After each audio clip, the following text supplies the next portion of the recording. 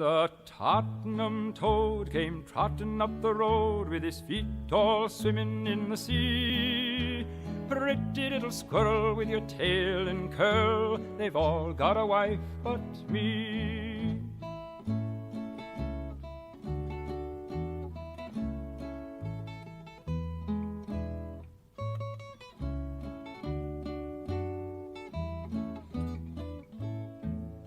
Oh, the Tottenham Toad came trotting up the road with his feet all swimming in the sea. Pretty little squirrel with your tail in curl, they've all got a wife but me.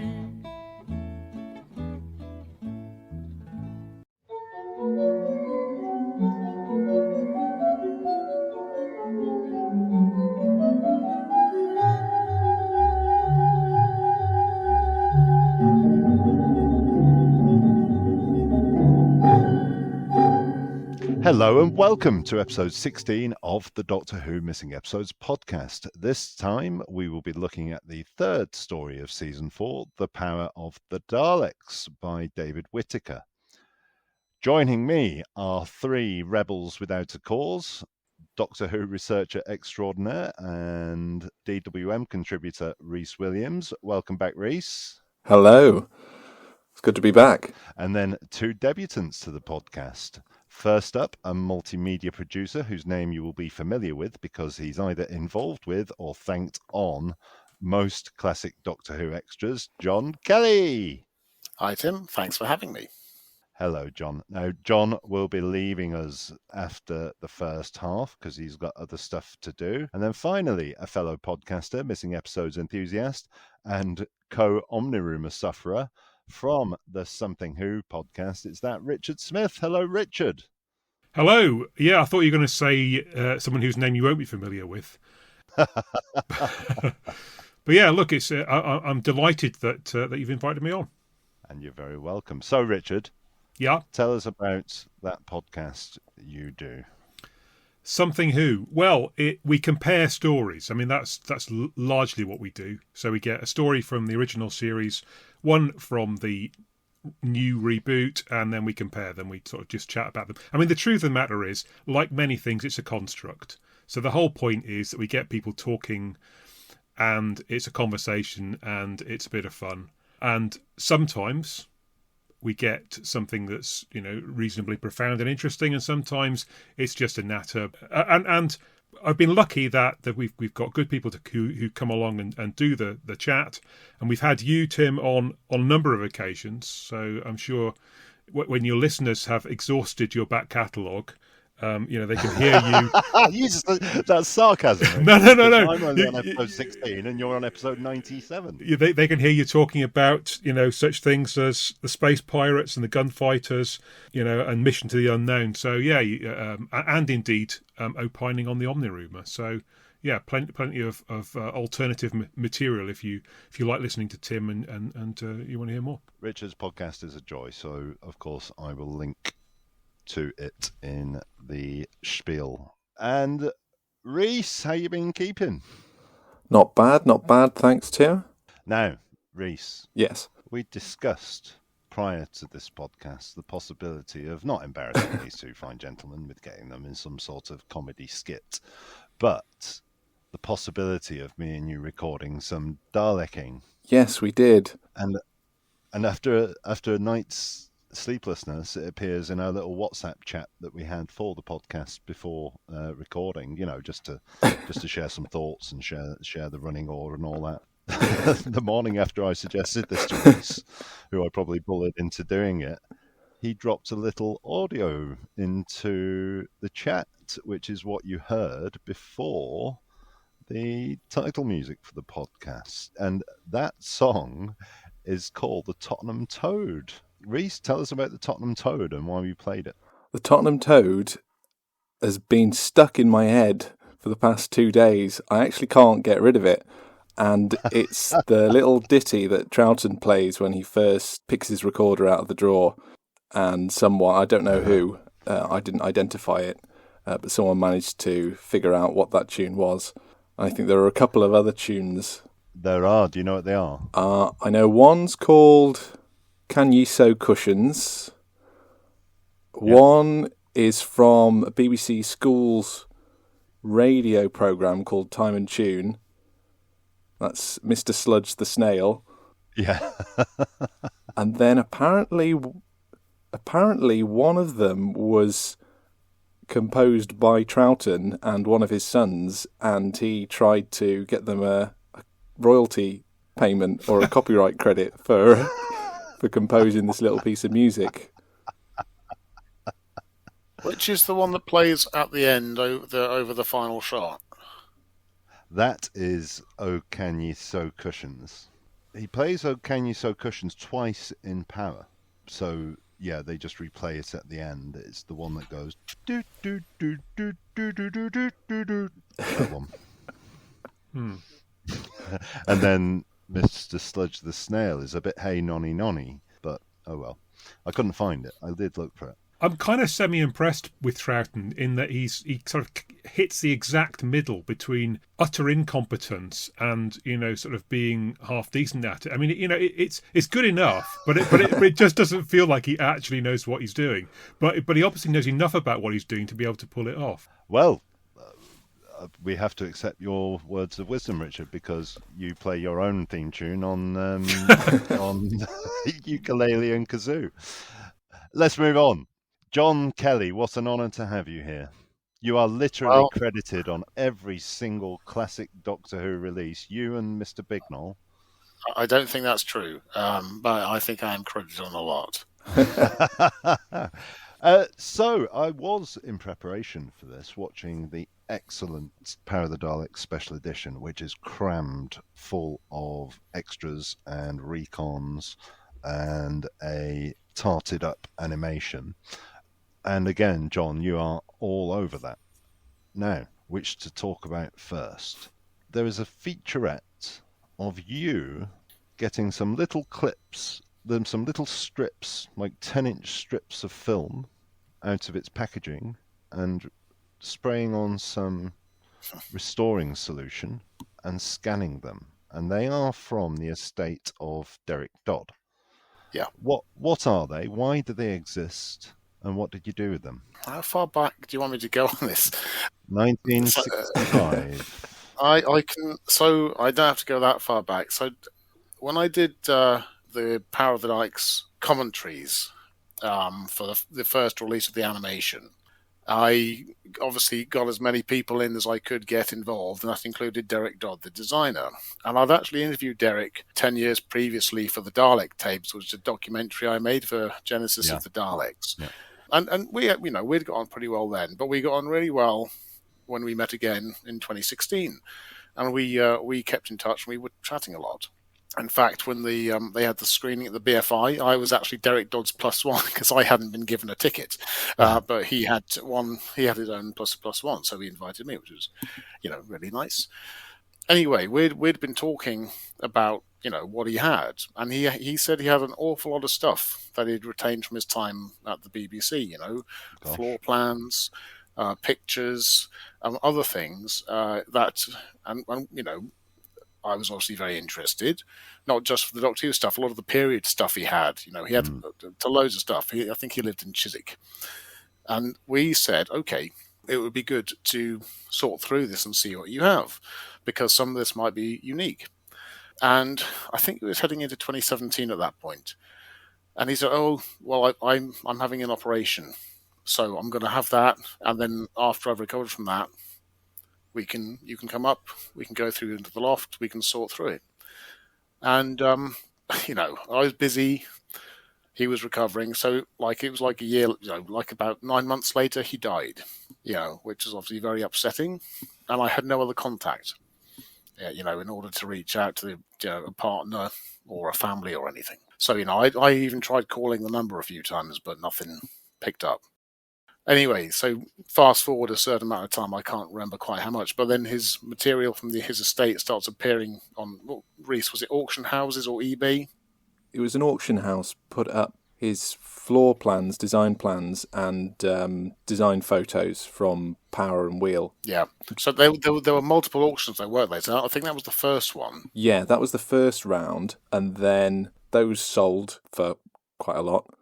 And then I think it was a few months later, and then suddenly another lot popped up full of all kinds of stuff that I don't think anyone expected him to have. That's right. And you could see these large format negatives.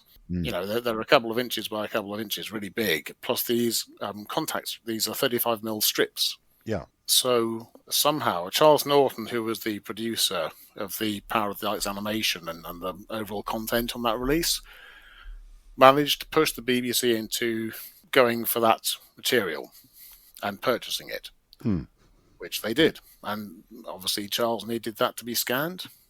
So I said, okay, I'll do that. Why not? So, I actually went to the lengths of buying a whole new, really good scanner. And when you're doing this kind of thing, scanning at very high resolution, even the smallest speck of dirt or dust or whatever, is obviously going to appear very big. It's going to obfuscate parts of the image. So you want it to be as clean as possible. So I had, it's called PEC, P-E-C, PEC pads, these little sort of microfiber cloths, and PEC cleaning fluid, which is the stuff you can see me squirting all over these strips of film and these large format negatives before I scan them. And even then, you spend a few minutes scanning this huge image. You see the picture come up. Oh, damn! There's a tiny microscopic hair there. You give it a clean, and you have to do it again. It's a painstaking process. But these colour pictures of the sets from Power, so you see things like Terrace Hensel's office, the communication, some stunning pictures of the communications room, where you can see all those coloured lava lamps and things like that. And the other exciting thing with these 35mm strips, which are actually test exposure strips. So they'd take, I think, like 11 or 12 sequential frames from a sequence of film, and they'd print each frame at an increasing or decreasing exposure, and then you'd look at that strip of film and say, "Yep, I like exposure number 5," and then they'd print off the whole shot at that exposure and cut it together. Right. So they're not trims; they are duplicates of footage that was used in the episodes They're themselves. not trims. No. Right. They're the step before you get the film delivered for editing. Yeah, and they're not necessarily all used in the episodes themselves. There's certainly one which is the tail end of a shot we see in the as the Daleks flood out of the capsule and then start doing their merry-go-round. One of the trims is the end of the first shot in that sequence, so we don't see up to that point in the existing clip that we have. So it may be that not all of these pieces of film were used actually in the final sequence. Is that the shot where they're going through the archway, Rhys, where they're going round and round in circles? It's the shot before that, when they leave that room, and the trim is of the last Dalek leaving that room, which you don't ever see in the edited clip that we have. And there was a couple of frames of a Dalek base, which is pretty static. But the really amazing one was the picture of the image of Robert James. Really close up with the wild eyes. It's a really great shot. Seeing it just makes you want to see more, doesn't it? Because, I mean, they're beautifully framed. There's some angles you just didn't expect. Like there's a high angle looking down on Leslie and looking through the window, as well as that amazing close-up where you can see all the detail. And, Robert, I'm sure we'll talk about him in due course, but Robert James does have an amazingly photogenic face. He always has done, wherever he turned up. So it's using the actor you've got very well, but the lighting is great as well. So, Peter Sargent, the film cameraman, clearly a very experienced guy. He did a lot of very good stuff. I think he did The Sea Devils as well, which is another great Doctor Who story, and other ones too. Yeah. And even though they are duplicates, they're still superb quality and detail, and better than it would have looked on transmission for those handful of frames, probably. Half of it is, because the focus goes towards the edge of the frame, if I remember rightly. But the in-focus bit is essentially 35mm film. So on the little footage there is of you handling these things, John, you say something about rubbing off some ink, but correct me if I'm wrong, were you bricking yourself? I was definitely nervous with the first one. Once you know the process works and you're okay, you're fine. Yeah. So once I realised I wasn't going to wipe off precious emulsion through some freak chemical reaction, good. Yep, we can go. But it was nervous at the start. And each strip had a number on it written in felt tip, which the PEC fluid just absolutely cleaned off in this. And so if you can imagine it, I get the first strip, soak the cloth. Well, no, you spray the film, get the cloth, and go like that. I saw blackness on the cloth. Oh my God. Have I just wiped that clean? It was okay. It was just the felt tip. So, a happy ending. Did you have to judge which one would be most disposable in case all the emulsion came off? Yeah, I probably would have chosen one where we have, 16mm film, an optical down conversion like the Wicker's World footage or the Tomorrow's World clips. Mm-hmm. Sure, yeah. And elsewhere on this, it is a brilliant release. There's 3 discs crammed full of stuff. 2 more bits I noticed. The first one is, and it's a brilliant 5-10 minutes, is your involvement in the recreation of the production line. Yeah.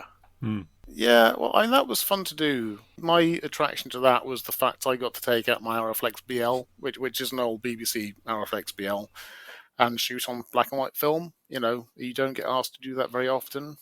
And it's obviously an expensive thing, so when somebody else is paying you, to shoot film, that for me that's a good thing. But Mike Tucker did such a great job replicating that miniature set and replicating those Hertz toy Daleks, modified Hertz toy Daleks. And the tricky thing, really, for me, was the BL comes with a zoom lens as standard, an Angenu zoom lens. And I suspect that the 35mm cameras that they shot that with originally were primes.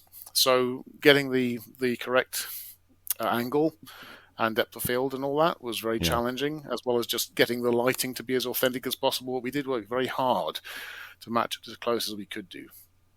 So I'm glad that people like it. Yeah, well, I think having Mike explain, who am I to call him Mike?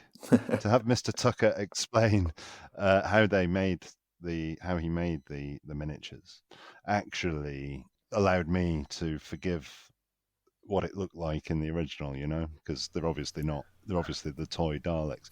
Weren't there 2 in Dodd's estate as well? I seem to remember an eBay auction. Yeah, he had 2. I think they were incomplete. I mean, old things. But yeah, he had 2 of the model. Yeah.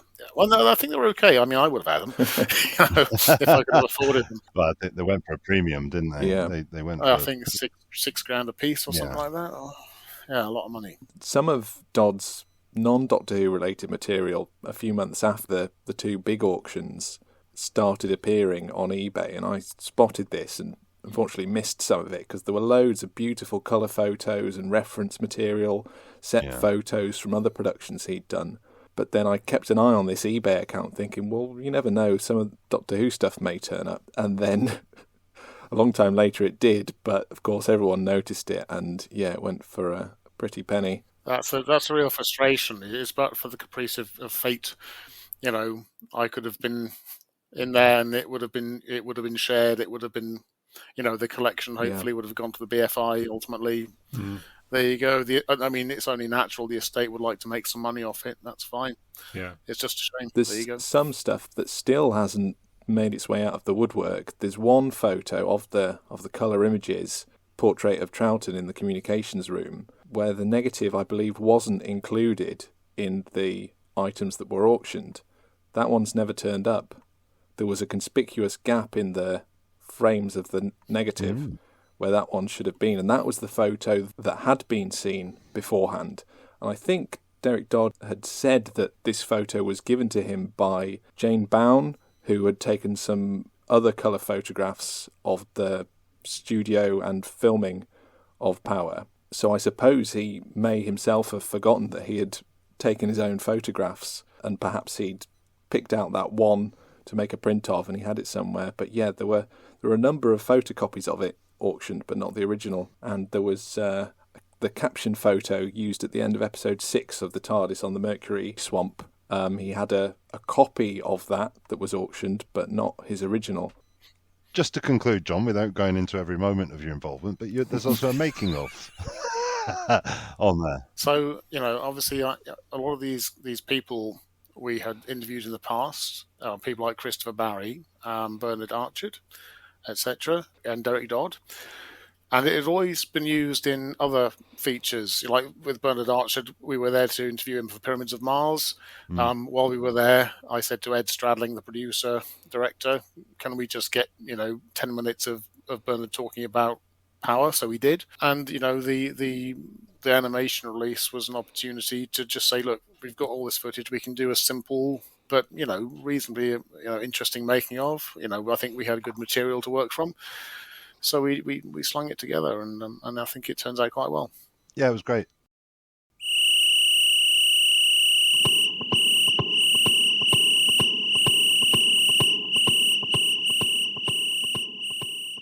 Right, the power of the Daleks. So it's arguably the most important Doctor Who story of all time because of the change of lead, which I'm sure we'll have plenty to say about.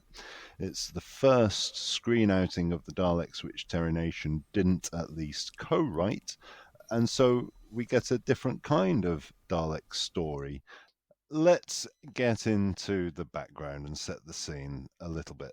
So, as previously discussed, Hartnell has by this point been stood down / resigned, and Sean Sutton and producer Innes Lloyd were keen to get an established TV star who was Patrick Troughton, and I think we talked about it in The Smugglers, but he was offered enough money and therefore security to overcome his reluctance to play the role, and he was contracted on the 2nd of August 1966.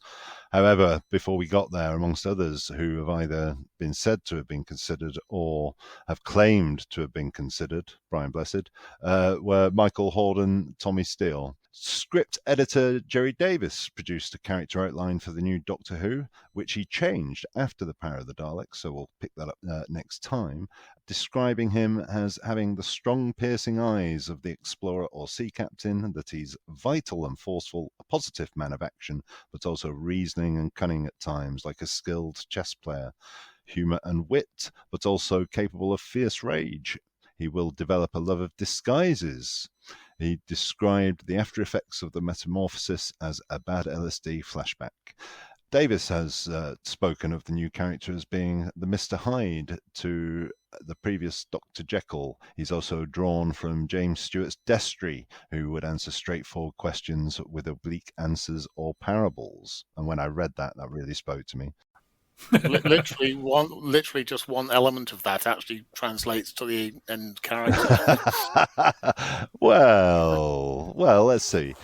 Regarding his look, you don't need me to tell you about blacking up and donning a turban or the infamous Harpo Marx wig, but after intervention from Sidney Newman, the look settles on a roughshod parody of Hartnell's costume with the addition of a shabby frock coat and Paris bow hat, which we, I think, inaccurately sometimes describe as a stovepipe hat.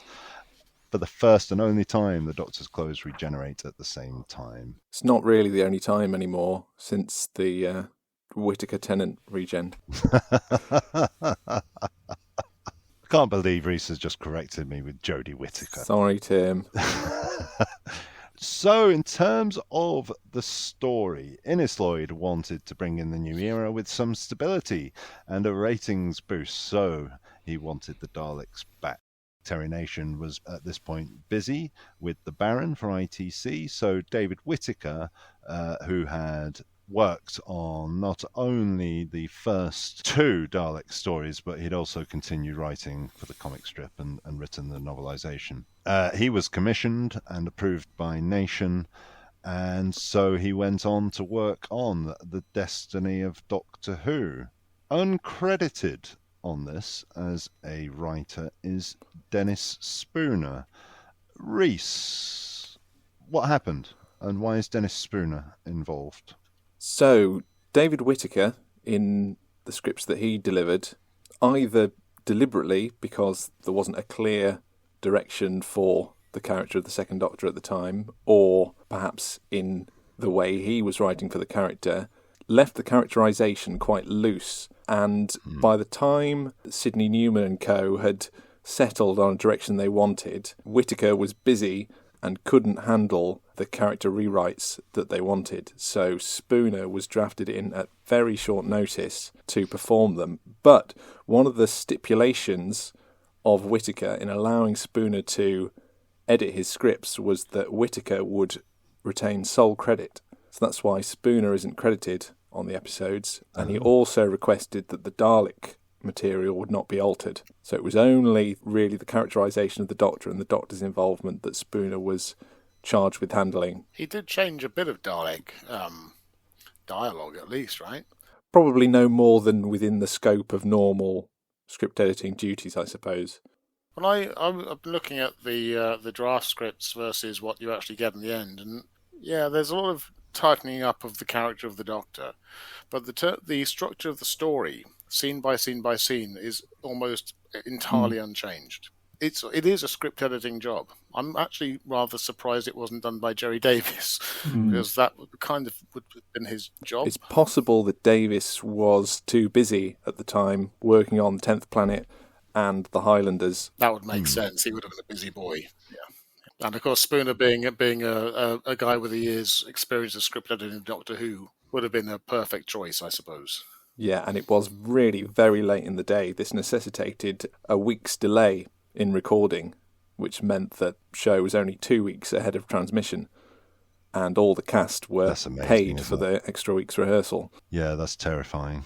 Yeah, because they had the option of watching it in the hour before they recorded in studio, like the previous couple of weeks. Yeah. I think with the Spooner thing, I mean, when I was watching it, knowing, appreciating that Spooner had been involved, I haven't done the script by script comparison, but I fancy I can spot a couple of Dennis Spooners. I'll perhaps flag them up later, just lighter moments in the dialogue, especially in the interplay between Dr. Ben and Polly. There's a suggestion also that Troughton said there were too many lines for the Doctor. So that was yes. The Doctor should be more of a listener. Partly he achieves that, I suppose, with the recorder, but also there are fewer lines. There aren't significantly fewer lines. Right. Are they simplified slightly? Is that what it is? I think it is. I think it's simplified. Yeah, I think that's He's less verbose and direct. They also add like all of the nonsense around the fruit and then searching for the bugs. That was written originally much more straight, right? And all of the gibberish he's chatting about to Ben and Polly as a sort of subterfuge, so they don't say anything meaningful, must have been added by Spooner. Yeah, and the Doctor is much more in the Whitaker version. The Doctor is much more direct in trying to persuade Ben and Polly of his identity, and he goes into the process and also reveals a bit more lore, talking about Susan and his home planet and his age, the process of regeneration. And he spills a lot of beans. He's regenerated many times before. Yeah. Right, Brain of Morbius was right. Chibnall was right. People often sort of indicate that Spooner brought in humour, which is true, and you do lose some nice sort of dramatic lines as well, which I think could have been played out really well had they remained in. So there's one where Quinn, who's been taking the mick out of Bragen's guards throughout it, when he's arrested, Bragen has a line which is, "Do they still look as ridiculous to you now, Quinn?" or something like that, which you can imagine Bernard Archer given that very well. It's a shame to lose that. Another one at the end of episode 2, when the Dalek has recognised the Doctor, the Doctor says, "A Dalek always senses its real enemy," which would have been a nice line in that context as well. So it's a process of, that every script goes through, of being tightened up, and you do lose some bits that look nice. On the whole, I think the work done is an improvement. Yeah, indeed. And as Richard suggested, reducing the amount that Troughton has to say allows him to do his thing, and sadly we can't see what that thing is, but you can be sure from other discoveries that there is more to Troughton's performance that we can appreciate from the audio for sure. Whether intentional or not, I think it's quite a neat trick of Whitaker's to have the Doctor impersonating somebody else in this story, which kind of relieves him from having to develop too much of the Doctor's own character because he is playing a part himself. Sure. So we've talked about creating stability. So to add stability to the show, they bring in a veritable veteran of 4 previous stories to direct, Christopher Barry, deemed by all to be a very safe pair of hands. But also he had not an insignificant hand in the design of the Daleks, having directed Serial B, and they're a bit awkward to direct. Thoughts on Christopher Barry and his direction in this? Well, I think only one of us here has had the opportunity of meeting the great man. John? Well, without having the thing in front of you, it's very hard to say. So you can only sort of logically derive how you think he would have done it. You've got the telesnaps. Every telesnap is really well composed. It's like a picture. It's a well-composed picture, a photograph that you would deliberately take. That might just be chance. Kira might have just shot 60 to 70 shots that happened to catch the really nicely composed moments. But I think, having seen his other work, the probability is that Christopher had very specific, was very good with his angles, working around the set, was very good at blocking his actors, had a very disciplined crew. Now, I know there is one of the few clips that does exist from Power features a Dalek hitting a camera. But I would underline how very difficult it is operating a Dalek and getting a tight close-up on a Dalek eye with a pedestal camera. I would basically forgive them for that. And the other thing that Christopher Barry does is I think he's very good at pacing. And pacing in terms of, especially a story like this, which is dependent on good pacing, ramping up the tension as we work through the story. The moment we get to Vulcan, you have basically 4.5 episodes of building up tension to the sudden outpouring of, oh God, it's everyone's going to die at the end of episode 5. And I think he's very sympathetic to that kind of feel. I think he knows how to build up the drama through the performances of the actors, through the way he's shooting everything. I think he's a very safe pair of hands in that sense. The other thing is I think he's extremely technically competent. There's some shots, I'll hark back to the first Dalek story, 2 shots that I think are fantastic, 3 in fact. The initial view of the Dalek city using inlay. In fact, I think all of these shots use inlay. The initial shot of the Dalek city, the Dalek shooting the wall as it blisters, and then, and I think this is probably the best of all, is the whirlpool, the huge whirlpool that forms next to the Thal. All of these are fantastic shots, which indicate a director who actually knew how to technically achieve something impressive in studio and using film.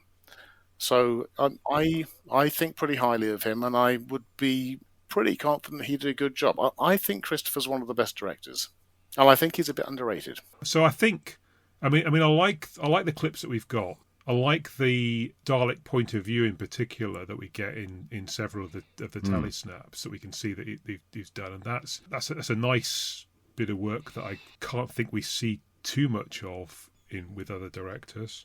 And there's talk about low and unusual angles from a number of the contributors to the various extras on the disc as well, trying to get in low or over the shoulder of a Dalek just to give you a good angle. And we see some of that, I guess, in the surviving clips.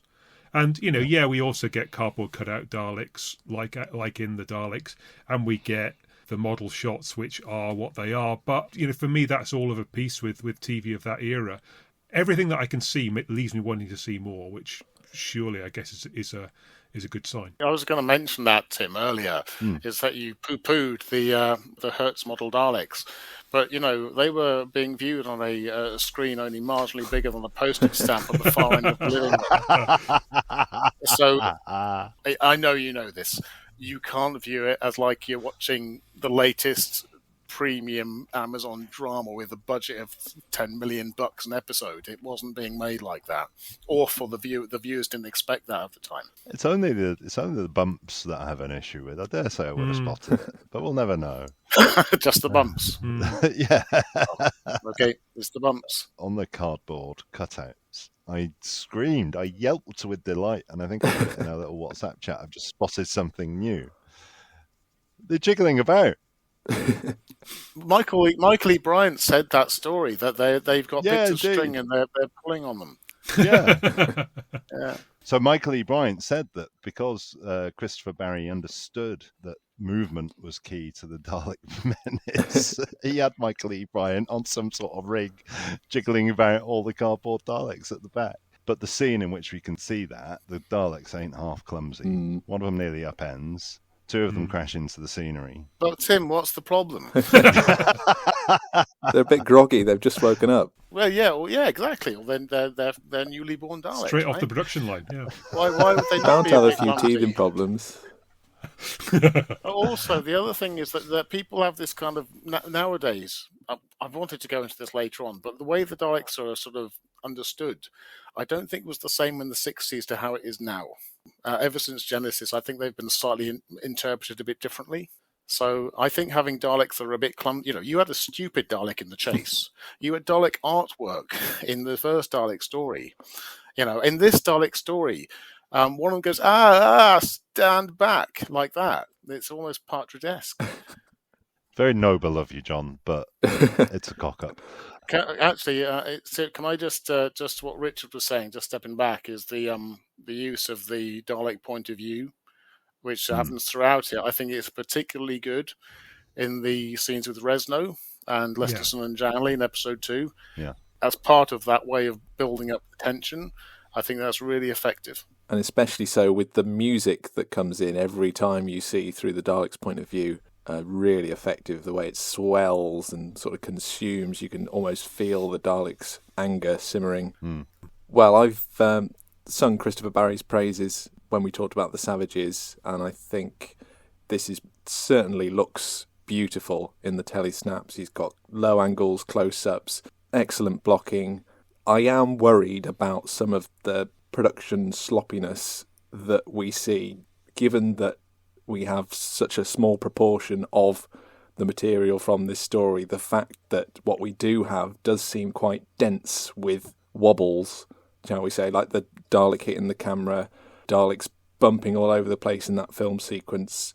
I don't have a problem with any of these, but it does feel like there's a potential for shaky production in all the other stuff that we're missing, and especially when you're seeing these issues on film, where they do have the luxury of a retake or to plan out a little bit. I think, that one wide angle where the Daleks are kind of careering about and one of them kind of gets stuck on the floor panels.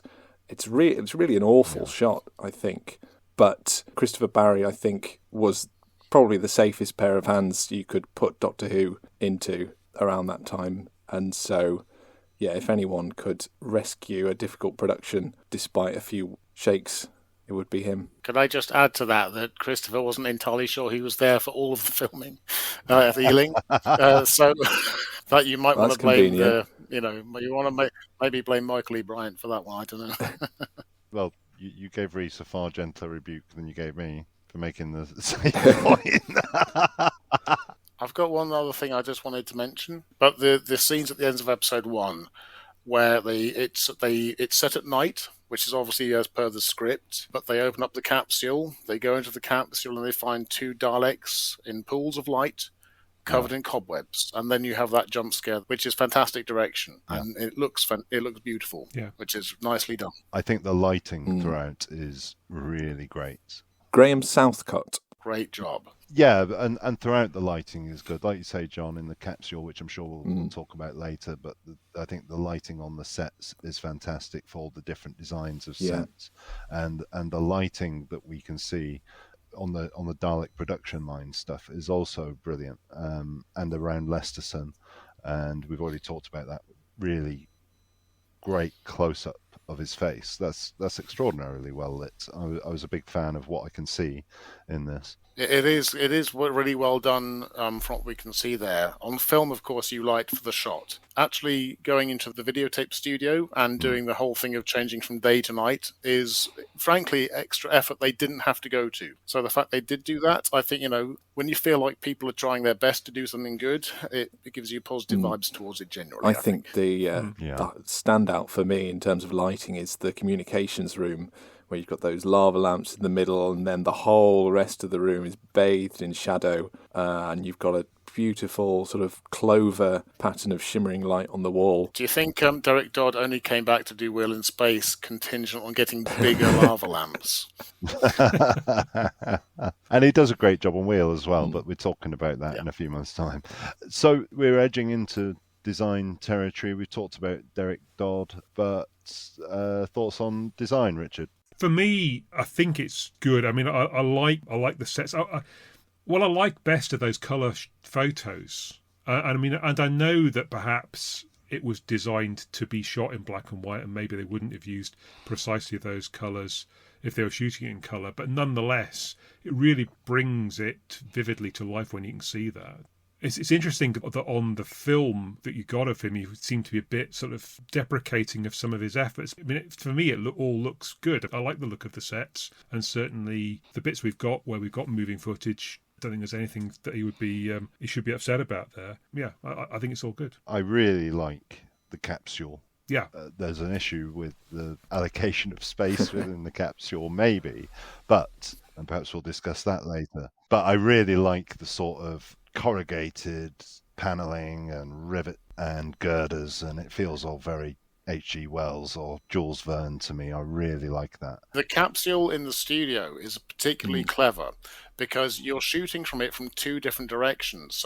So as they shoot it from the perspective of Lester's laboratory and open the door, obviously the camera's going to be very careful because on the other side, or at least one more camera shooting them coming into the capsule, and then later on into the Dalek compartment itself, the hidden compartment, itself, getting the angles right there and the design work and all that. As you say, it looks fantastic.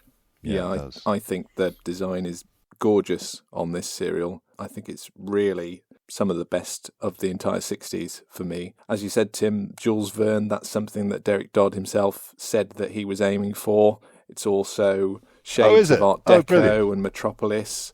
He seems to have been really thoughtful about the way he designed. He mentioned something about emulating a lighting effect from the HMS Queen Mary, where you would obscure a light behind sort of open window spaces, and you could use the angle of the light to simulate different times of day. And he's got lots of interesting sliding mechanisms and things, those lovely circular windows that slide up. So not just having a good eye, but a good technical understanding of the design. And also those sliding doors, the kind of wafer shape that rolls rather than just a simple upwards or downwards movement, he said he was particularly proud of. And Vulcan, like all those sort of rocky arches and that's a good alien planet, especially in a small BBC television. Well, it's Riverside. It's a medium-sized television studio. But all the sets are nicely claustrophobic, which really works to the benefit of the story later on. And I think it looks great. The sets don't look cheap. I think Power was an expensive serial, but nothing looks cheap. It all looks effective. The lab is nicely busy. It looks like a laboratory. Hensel's office looks like a futuristic office. And of course, fitting everything into that studio is always such an amazing skill that all of those designers did such a great job on. But I really do love Derek's design. And as you said earlier, I love his design on Wheel in Space as well. Probably the highlight of that story, I'd say. Yeah. I was shocked when the design photos, the empty set photos, appeared on the DVD release, just how small some of those sets were. Like the restroom set, you've just got immediately behind it, the wall just ends, and then you've got the Vulcan swamp behind. Yeah, really good job of making those sets claustrophobic, but also not feeling constrained. And also to give the illusion of greater depth. And the program used this sort of technique in the past, but rarely so effectively, is the photographic backdrops.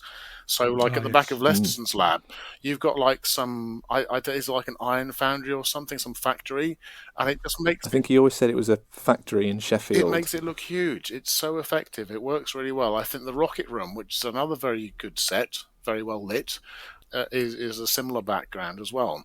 It just adds a sense of scale to the whole thing. Yeah, that laboratory set background, I've always found it amazing how, from whatever angle you see it, it looks like it is maintaining the correct perspective. Really clever choice of photo. It's a shame he didn't do more, to be honest with you. I mean, they had some very good designers back then. I would have liked to see some more Derek Dodd. Is that like the eyes in a painting that follow you around the room? The foundry always stays in the right place. The other thing that I think is notable inside the Dalek capsule, so you have the sort of almost like Meccano-like struts and structures that we've talked about. I think, the Jules Verne look. You have stock Dalek control panels in there as well, which I guess hark all the way back to the Dead Planet, which are beautiful pieces when you see them in colour, all those wonderful colour bits of perspex. But obviously that's not Derek Dodd, that's probably Shawcraft or Ray Cusick, right? But you have some interesting little design quirks in there anyway. You've got the whole setup for the Dalek production line, which includes a large, I guess, perspex globe that the Dalek goes over to scoop the mutant out, which is a really cool piece. And it seems to be perched on this little plinth, which has Dalek bumps on it. We know what that looks like because of the Derek Dodd test strips. We didn't see that in its full glory before. And there's other little bits as well, which it would be so great to be able to see more. Like there seems to be some sort of electric thing that zaps a Dalek to bring it back to life or something. You see it on the explosion sequence. There's all these little detailed bits. You want to see more. It looks great. Yeah, I think the sort of stock elements used on the production line particularly really interest me. I mean, that Dalek mutant, when it's getting zapped, the basket it's sitting in is the same design of fruit basket that is in the TARDIS central column. There's behind that, you can just about see the freezing machine or one of the similar style dome objects that was used in The Wheel in Space, and you see it Spearhead from Space and the Space Museum, everything's space. There are some lovely lattice girder type things that are in the entry bay. When Lesterson walks in, you get some great shadows when the light is projected through those.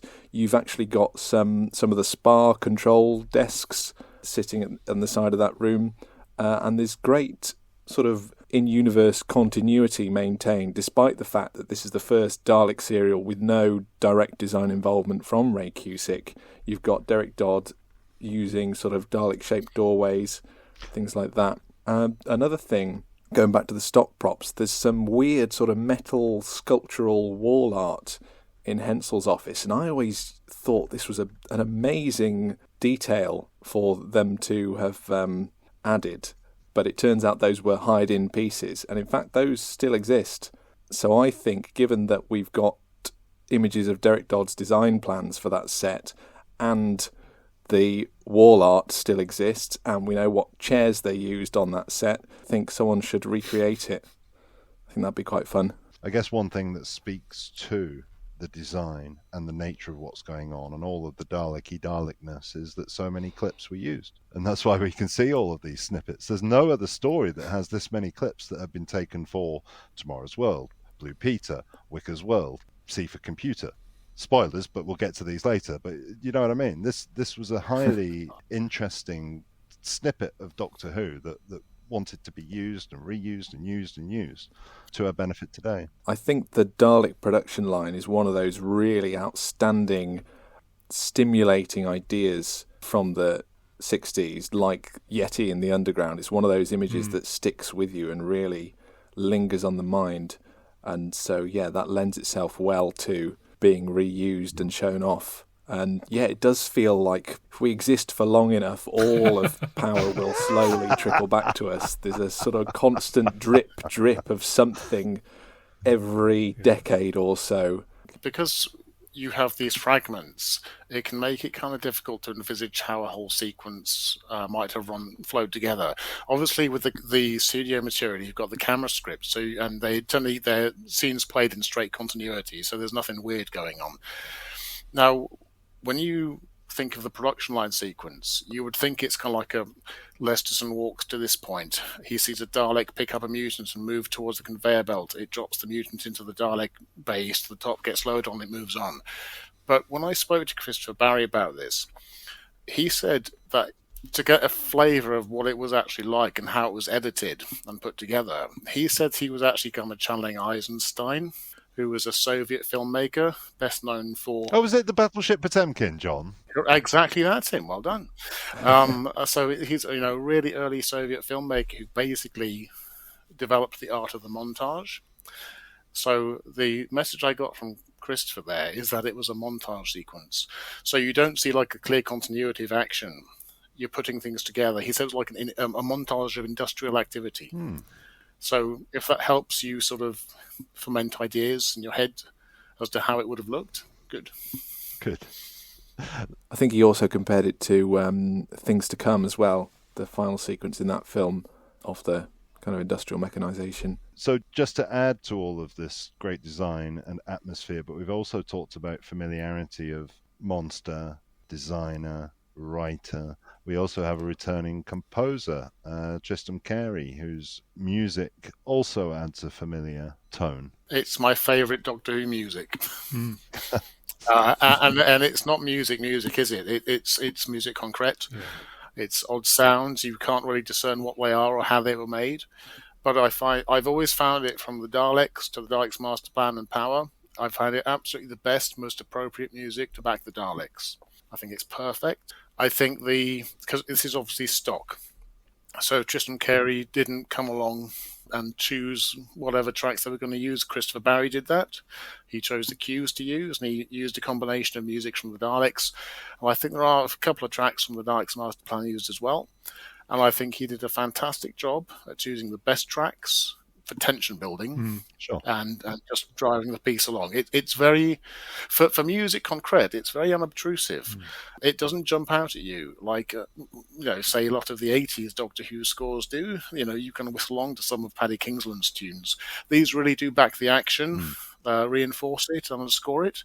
I think it's fantastic. It lingers in the memory, though, I think. I mean, particularly that the one with the drums and the rising tone that's suddenly cut off.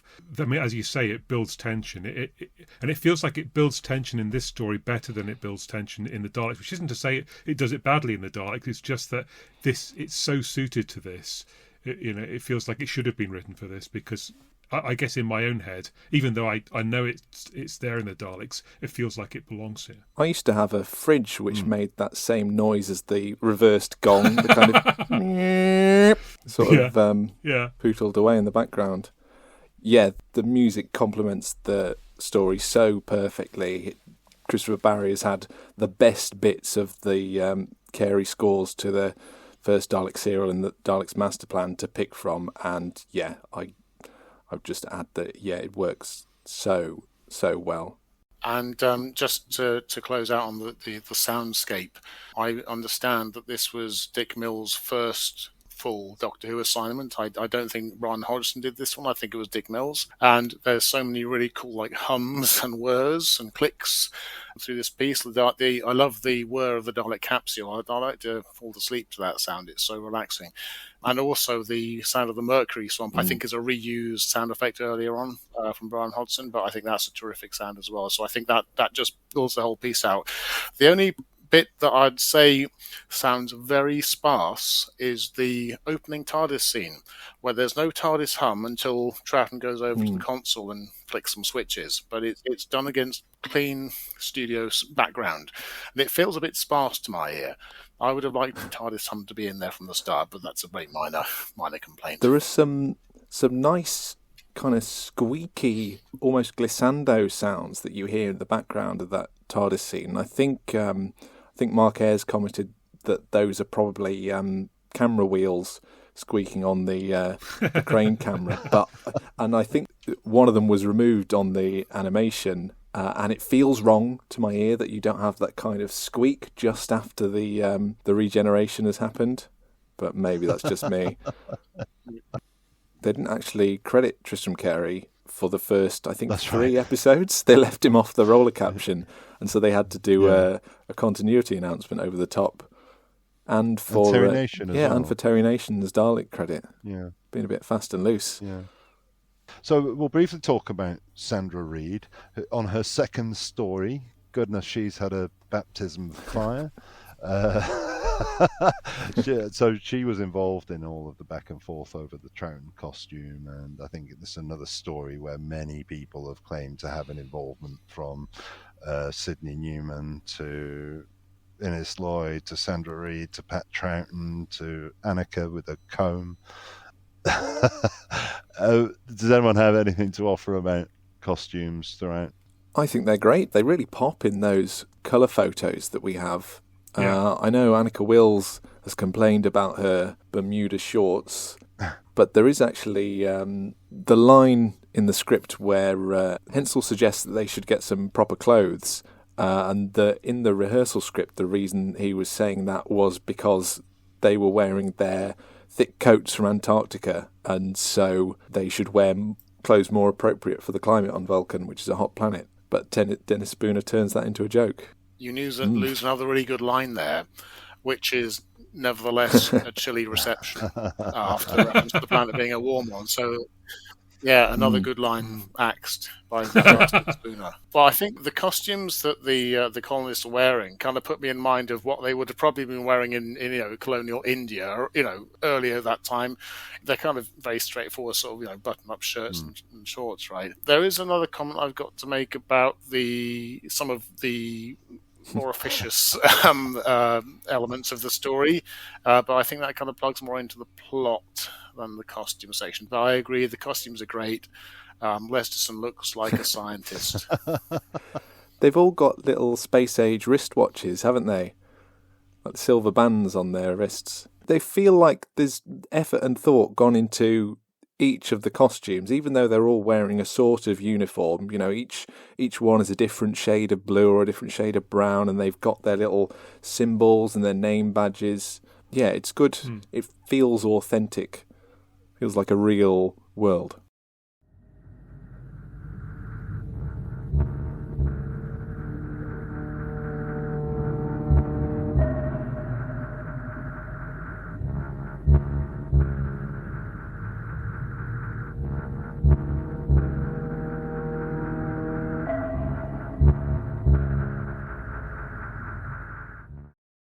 So let's get on to talk about the themes and the story and the plot and so on. Just to say, it's great having Whitaker back.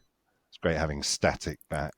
And I really enjoy all of Whitaker's later works after his time on the show, because it always harks back to something that's firmly anchored in 1963-64. No fluid links this time, but they're to come. So we have this small matter of the renewal, the change of character. Now, obviously, it's important, and we don't need to repeat the fact that if it hadn't worked, then we wouldn't have Doctor Who now. But does anyone have any thoughts on it, on those sequences? It's quite irritating, isn't it? That kind of first couple of minutes of the episode, all the kind of banging and the weird noises and whatever. I mean, it kind of depends how well it's been realised. If it's been realised well, then maybe it's brilliant. But with a sort of 3 telesnaps and a lot of weird noise, it's hard to cope with, I think. By design. I think that's the bold thing, isn't it? It's jarring in kind of all areas of its execution. It's very much not trying too hard to comfort the audience and tell them that this is the same character, this is the same Doctor, everything's fine. It's deliberately unsettling, and that's something which has often been tried in the show. We see it later with Colin Baker and Peter Capaldi, and it never quite seems to work the way they intended to. And perhaps the fact that they did move away a little bit from the sort of more manic, obtuse characterisation of the Doctor supports that. But at the same time, I think it's totally engrossing and fascinating the way they do it here. He refers to himself in the third person a few times, which kind of deliberately given the impression he's talking about somebody else when he talks about the Doctor. I think the really clever thing the script does on that front is to anticipate there's going to be two, at the extremes, there's going to be 2 possible audience reactions. There's going to be those who hate him and want Hartnell back and don't believe this is the real Doctor Who, and there's going to be those who accept him. And the way they delineate that on screen is that Polly fairly quickly is accepting that this is the Doctor, but Ben is skeptical, and they kind of act as a kind of a channel for the audience to travel with them. And then the real masterstroke is that Ben comes around when the Dalek recognises him as the Doctor, and then Ben comes on side as well, which I think is a really neat way of doing it. Sure. There's a physicality to Troughton's performance in those first few scenes. And all we've got to go on are a bunch of stills, but he's kind of hunched over. He's in unusual postures. He's clearly doing something different that he moves away from as the story moves along. So there is, I suppose, that sense of a transformation or some kind of process that he's going through. Yeah, that definitely Troughton leans into that. The characterization isn't pure comedy. So there are some moments of where he is playing that manipulator that you kind of associate with Troughton later on. So, for example, they open the first compartment of the capsule, and then he calls a halt to it. He sends everybody to bed, and then he sneaks back in later on and opens up the other compartment himself, and Ben and Polly follow. And the other thing is that he outright lies to Lesterson repeatedly, saying, "I'm just here to watch. I'm not going to do anything." And then he tries to nail the Dalek. He's deceptive. He's not necessarily trustworthy to anyone, not even necessarily his companions. He's being deliberately obtuse with them. Yeah, going back to what you said before, John, I think they pepper just enough elements in there to convince the audience to win them over, with the Dalek recognising the Doctor, the pieces of metal, just his memory of the Daleks, and the face in the mirror. I think that's a lovely touch. The interesting thing is, in the Whitaker version, the roles were slightly reversed, where Ben was more won over by this new Doctor and Polly was sceptical, and it dragged on a little bit longer than it does with this one. And I think they pitched it just right in the finished version. But there's also an interesting kind of inconsistency in the way the characters are reacting to the regeneration and the way that it was eventually staged, where we see in the 10th Planet the faces transform into one another, whereas the original conception before they'd settled on this effect was that the Doctor would fall prone in the TARDIS and that his face would be obscured, he would be face down, and Ben and Polly didn't see the change as originally conceived. And so when they come in, they're talking about, well, no one else came in, he was the same person who came in through the doors, and they're kind of talking cross purposes with the way things actually played out. When I read the draft scripts earlier, I agree that the sort of roles are flipped, but what I think is also notable is that the characters of Ben and Polly are much more inconsistent in terms of whether they're kind of saying, yeah, this is the Doctor or this isn't the Doctor. They kind of flip-flop a fair bit, which I think is, as far as writing a character goes, is difficult to follow because, there's no motivation necessarily for them to change their opinions at any given point. So they're just flip-flopping for no reason. Whereas I think this is definitely an improvement in the final stories. They're much more clear in terms of how the characters are reacting. And they also, in the drafts, are mistrusting of the Doctor in terms of him being the examiner. They seem to suspect that he might have murdered or had something to do with the disappearance of the examiner, that he might be some strange person sent to interfere with this process on the colony. Sure. I hit on the twin dilemma, actually, watching it this time, and drew parallels throughout, not only in the immediate sort of unpleasantness of the metamorphosis, but with, like you both said, Troughton being a bit of a dishonest broker, but also his sort of trolling of Ben and so on. And I think I kind of imagined in my mind's eye JNT drawing heavily from this and thinking it was such a great success doing it with Troughton. We'll just push it a little bit further with Colin Baker. Yeah. Well, that's the thing. Was it a success? Because a lot of the audience didn't like it at all. And the audience research report, there's a detailed one for episode 3. Yeah. The consensus seemed to be that people wanted the old Doctor back, not fans of Troughton and his clownish behaviour, his eccentricity. And I wonder how much of the slight mellowing of the character is a response to perhaps that very report. How soon after that report comes in can they change the forthcoming scripts? I mean, that was episode 3 as it was transmitted, so maybe they can start toning things down in the next couple of stories after Power and Highlanders based on that feedback. Sure. And we will cover this in detail throughout, and I look forward to seeing that character arc and what they carry on with and what they abandon. Yeah, it'll be fascinating. And then I think we should talk about it, the theme of rebellion, and in this case, rebels without a cause.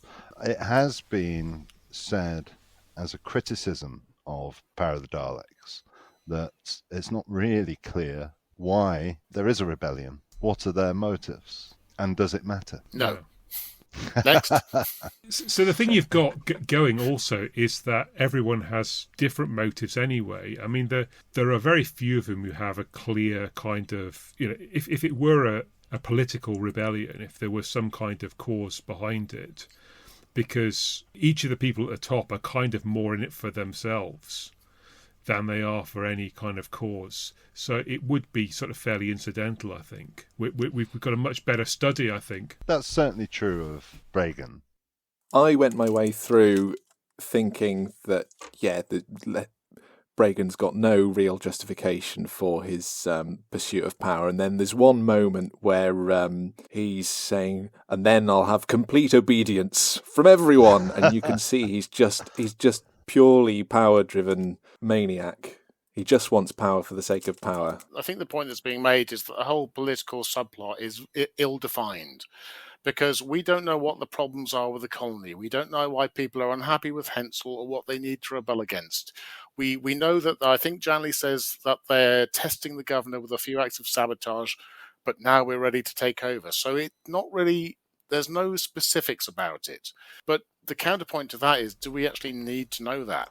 We have the basic fundamentals of what drives these characters to behave in the way they do. So, we'll get on to Lesterson and what drives him. Janley is driven to work on the Dalek project because she thinks she can use them to drive her political agenda forward and use it as a weapon to take over the colony, which pretty much everyone else is thinking as well. The big difference between her and Bragan is that Bragan is a two-faced backstabbing git and will quite happily use the rebels, and then Bragan could have picked either side, right? He decided to pick the side he started on and kill off the rebels in the end after he had power. Yeah, that's right. And you touch on the main point, I think, which is there are 6 different vying interests here. There's the Doctor and his companions. There's Lesterson. There's Bragan. There's the status quo, Hensel, and then there's the Daleks. And to propel this plot forward through 6 episodes, they're all just doing their things, spinning the wheels, interacting.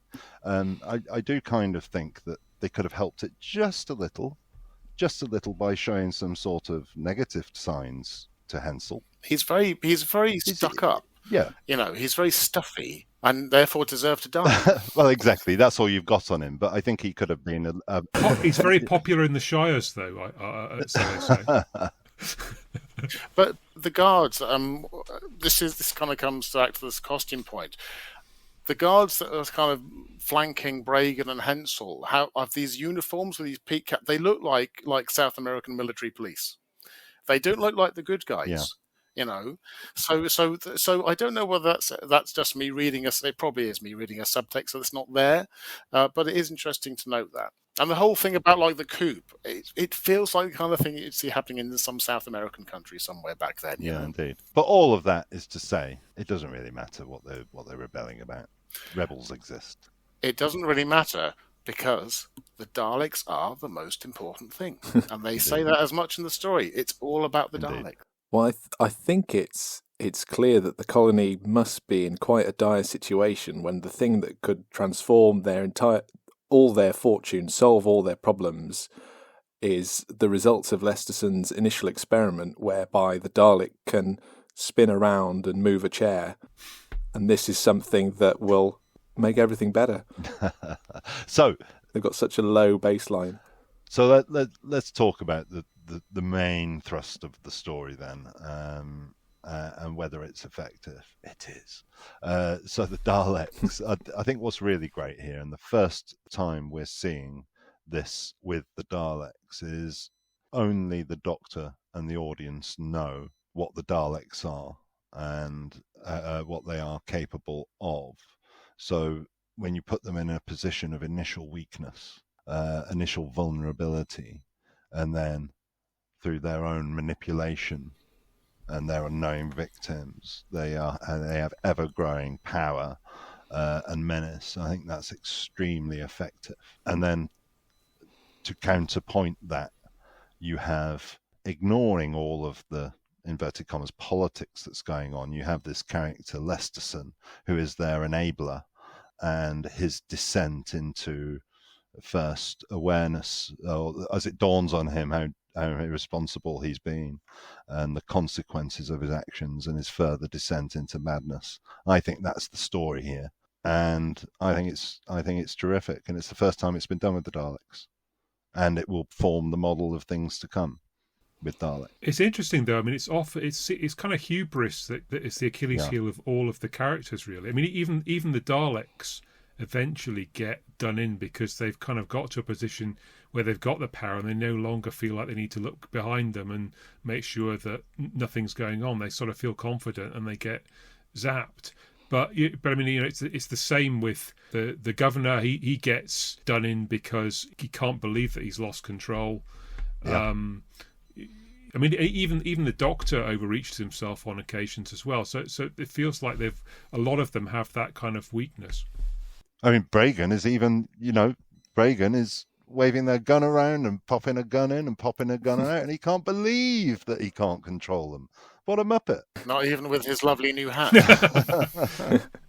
Yeah. They could only do this sort of story after a certain point in Doctor Who. The concept works for the audience because the audience knows what the Daleks are. They know that they're patently untrustworthy, yet the humans don't, the human characters in the story don't, but it's pretty much only the Doctor does know. And so you get that wonderful scenario of the audience knowing that what the Doctor is saying is correct, but nobody is listening to him. And so you just know that it's going to come to a point where the Daleks are going to start murdering everybody, and how is the Doctor going to rescue the situation? It's a really, really great.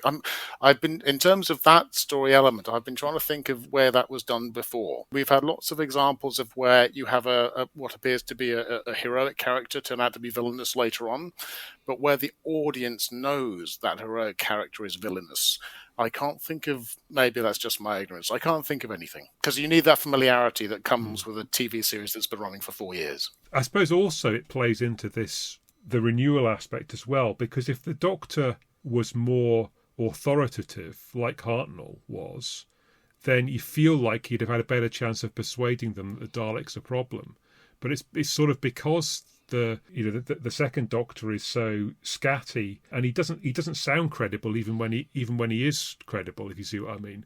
Even when he's telling them the truth, he just sounds like a madman. So that's sort of undermining his position, I guess. Lesterson is, the character of Lesterson is driven absolutely by scientific desire to understand and the concept of what he's found. He wants to understand the Daleks. He wants to utilise their brilliance for his own ends, which, as you say, Richard, is the hubristic side. But the character does have a certain human element, not so much in the draft scripts where he seems to be trying to hit people left, right, and centre, which I'm glad they removed because Robert James is a fantastic actor and a perfect casting for this kind of role. But he's not the kind of person who's going to deck people left, right, and centre. But the character Lesterson only steps back from that when he discovers Resno is dead. So Resno being the assistant who was killed by a Dalek in episode 2 during their experimentation. He thinks he's just been injured, discovers he's dead. And that's what triggers his breakdown, his realization of what he's done, all the horrific errors of judgment he's made, and his eventual mental collapse. Yeah. To go back to something you've talked about, John, the beauty of the story here is its simplicity. And once you put in place that model where the audience know the Daleks are evil, nobody else does, and they're going to get more powerful through their own manipulating and cunning, the story writes itself. Whereas in the previous 3 encounters with the Daleks, after the first one, you've had to just put the Daleks and Doctor Who in all of these different situations. The last 2 literally did that. They were just planet hopping, weren't they? Whereas here, it's a really simple story, with all of the threat and menace built in, with an inevitable conclusion which you're anticipating for 5 weeks. Sure. One thing that I think the story does really well, and that works really well with the Daleks, is to have a compelling human character that they can talk to. And that happens in 3 stories in sequence in the 60s, and this is the middle one. And you have Mavic Chen in the Daleks Master Plan, who has some fantastic exchanges with Daleks.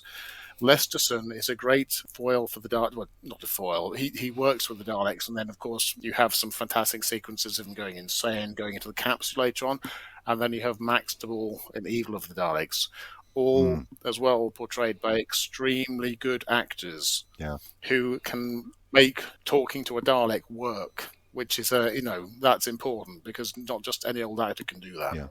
And Troughton is also so good at selling the danger and the utter terror of facing up to these creatures, the Daleks. And we see it beautifully played in the surviving episode of Evil of the Daleks. Adds to the menace, doesn't it? It's brilliant. They have to be built up as being a threat. They have to be responded to appropriately. And in the most extreme example of that, you can see how, say, Genesis of the Daleks compares to Destiny of the Daleks, where in one, Tom is really treating them as dangerous and a huge galactic threat, and the other one he's just having fun. Yeah. You've got to take them pretty seriously. You can't take the piss out of them, because if you do that, you undermine them. I suppose if I've got one minor criticism, and I don't care, but structurally is the Doctor is a bystander for this. You don't need the Doctor to be there for the story to happen, apart from their destruction right at the end, which is a bit of a Deus Ex Machina. But then you lose all the tension building. I mean, for my mind, it's not an action-oriented story. It's a story about ratcheting up tension, and you wouldn't get that if the Doctor wasn't there to be warning them, and the frustration of the audience of they're not listening to him. Of course, yeah. But the events would have taken place as they did, apart from their destruction. Sure. And I'm not sure how many times that's happened before. Might be the first time. They're very sidelined, aren't they? First you've got Polly disappear, then Ben disappears, then the Doctor's stuck in a cell. So yes, they stop being active participants for a chunk of it until they are finally in the latter half of 6. Do you notice that, though? Do you miss them, Richard? What I do like, actually, is when Polly comes back, she is driving the plot a bit and sort of starting to pull the rebels apart slightly. So that's actually quite nice. I don't actually miss when they're on holiday at all. It had to be pointed out to me afterwards that Ben and Polly both had a week off. In the story, they fulfill their narrative purpose of establishing he's the Doctor, I think, by the end of episode 2. Yeah. Right? And then they're both in episode 3, and I think Annika is off for episode 4, and Michael Craze is off for episode 5. Right?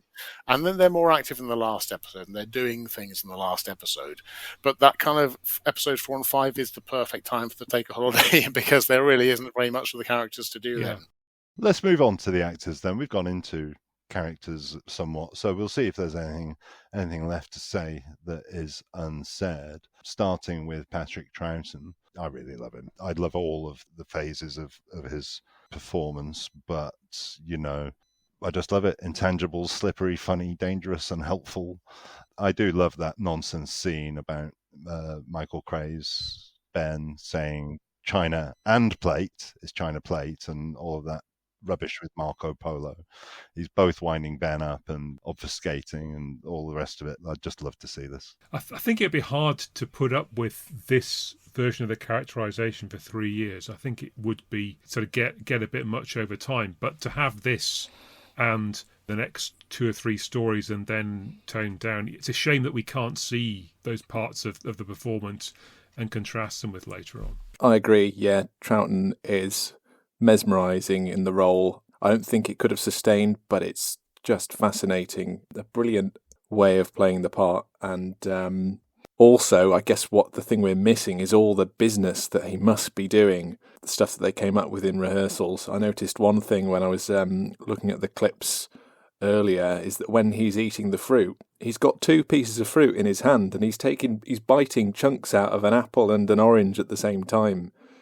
All these little offbeat things that he must have been doing, pulling the door handle off the door, putting it down, the things that the audience may have dismissed as clowning. It's all that intangible stuff that makes this even more fascinating. Yeah, I think Troughton, is arguably the best pure actor to have played the role of the Doctor.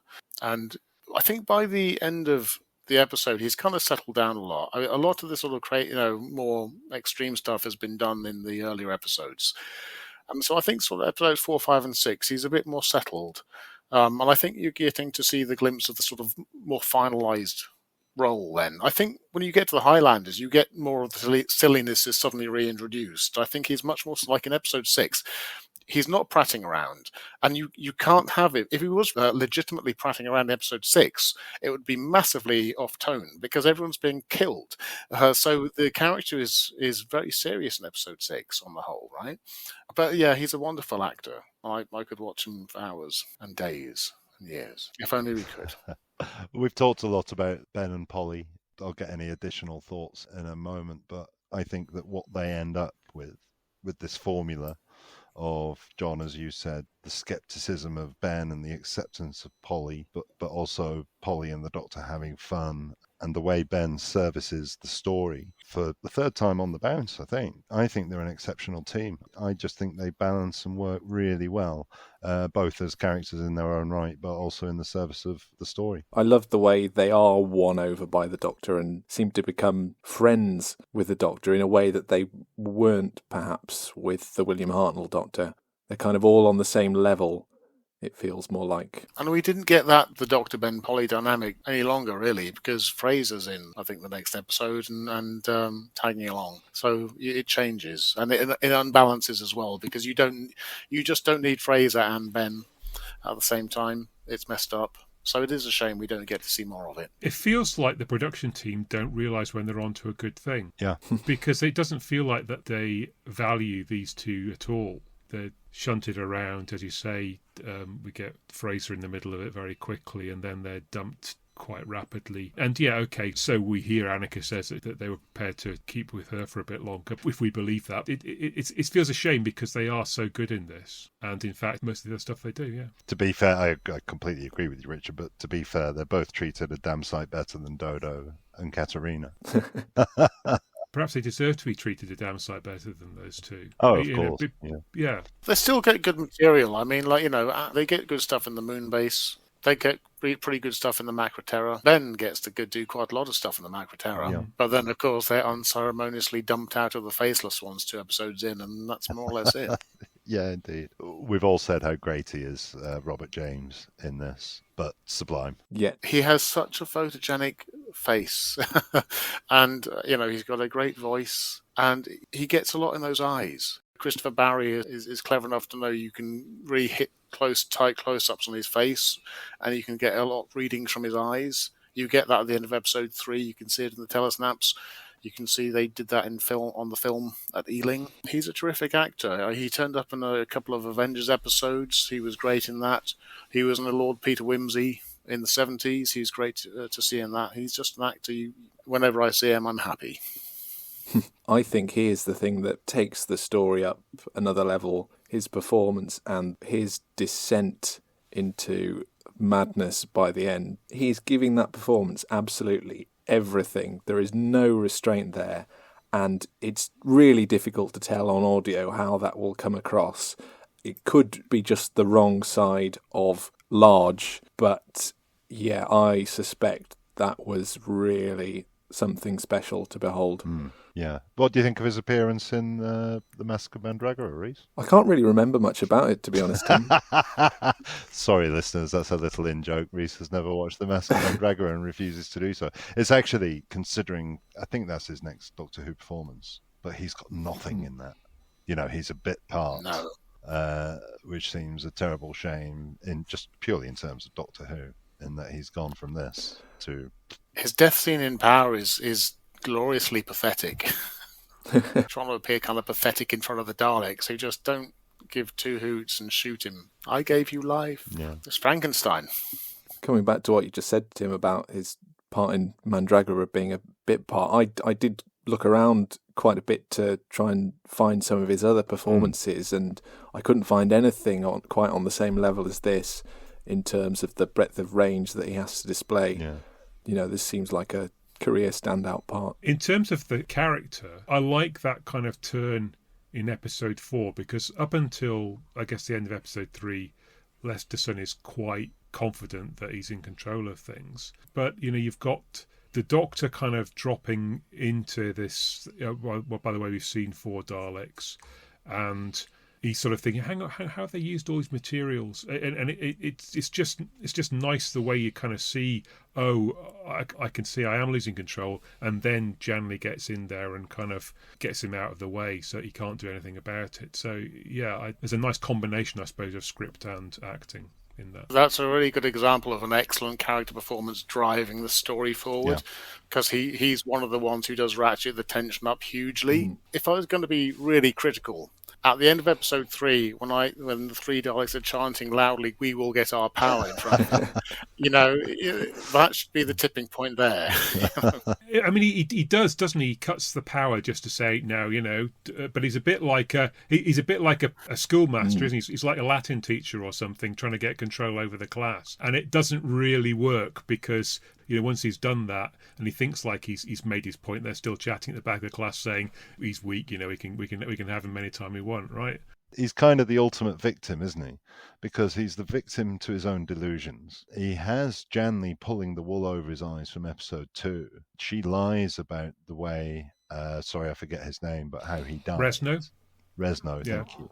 And then he's utterly defeated in his own mind by his hubris. I think it's a brilliant character. That's the thing, he wants to believe in the Daleks, that they will offer everything that he thinks that they will. Yeah. And they're this great discovery. And then, as John says, he ends up being totally pathetic at the end. I am your servant. It's amazing. Spine-chilling. Yeah. He also quite naively accepts the Doctor coming in saying, "I want to call a truce. Let's be friends." He's like, "Oh yes, let's just do some experiments." Yeah. But in the draft scripts, the Doctor and Lesterson seem to have been a bit more at odds, a more confrontational dynamic. And there's one line that really stood out to me. I don't know if you noticed this one, John, where Leston's trying to persuade the Doctor around to his way of thinking, saying, "You know something about the Daleks. Join me. Help me."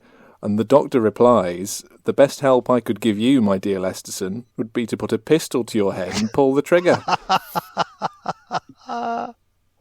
Gosh. Was that before or after one of the many attempts to punch the Doctor? Gosh. Well, Quinn's quite violent in the original versions of the scripts as well. He's a bit more restrained. And all the characters do seem to have a little bit more edge to them, I think, in the rehearsals. Possibly unwarranted edge, though. You can't have people running around punching each other in the face for so little reason. It would be dramatically a waste. Let's move on to some of the colonists and see if there's anything anyone wants to add. So we've got Bragan, who is as villainous as anyone is in this piece. He's got a terrifically villainous face, Archer, hasn't he? It's just a terrific face. It's burnt into my memory from Pyramids of Mars, getting out from Bolton Library when I was a nipper.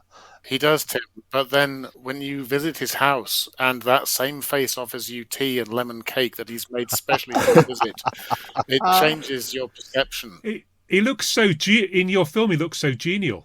He really does. Most lovely guy, yeah, absolutely charming man. And then the fact he had prepared for our visit with that was rather touching. Yeah. But one thing I would say is he has the most incredible, and you won't see it on black and white, he has the most incredibly piercing blue eyes, very light blue.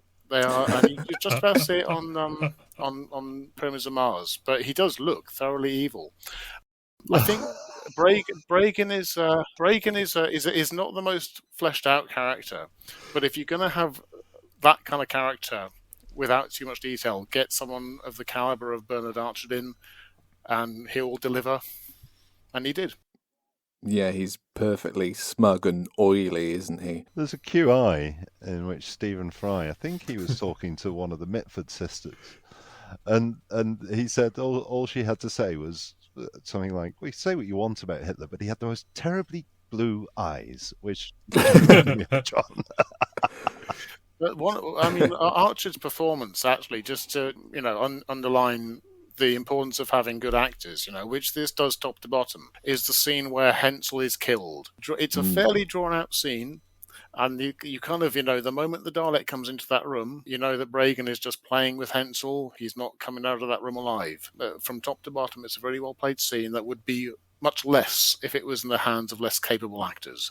People say that somebody gives a tongue-in-cheek performance. But I mean, I don't know whether it's just because we haven't got very many telesnaps in various places, but there's places where you can actually see Bernard Archie sticking his tongue in his cheek quite obviously as he's giving that. I mean, it is quite humorous in places, and he does sort of, slightly undercut the performance as well. So it isn't just a cold performance. There's some nice touches. He's quite elegant, and he's quite it's not a one-note performance. It's a nice villain that gives you quite a lot of different levels, different notes in different places. Well, at this point, he might have been best known to viewers as Colonel Pinto from Spycatcher, the protagonist. And so early on, you could see him being a friendly, authoritative figure. That might well make it more of a surprise that he turns out to be the villain. I do wonder what the point is of him revealing, in episode 3, I think, that he is in league with Janley and pulling all these strings, and then we have the surprise reveal in the next episode that he's the leader of the rebels.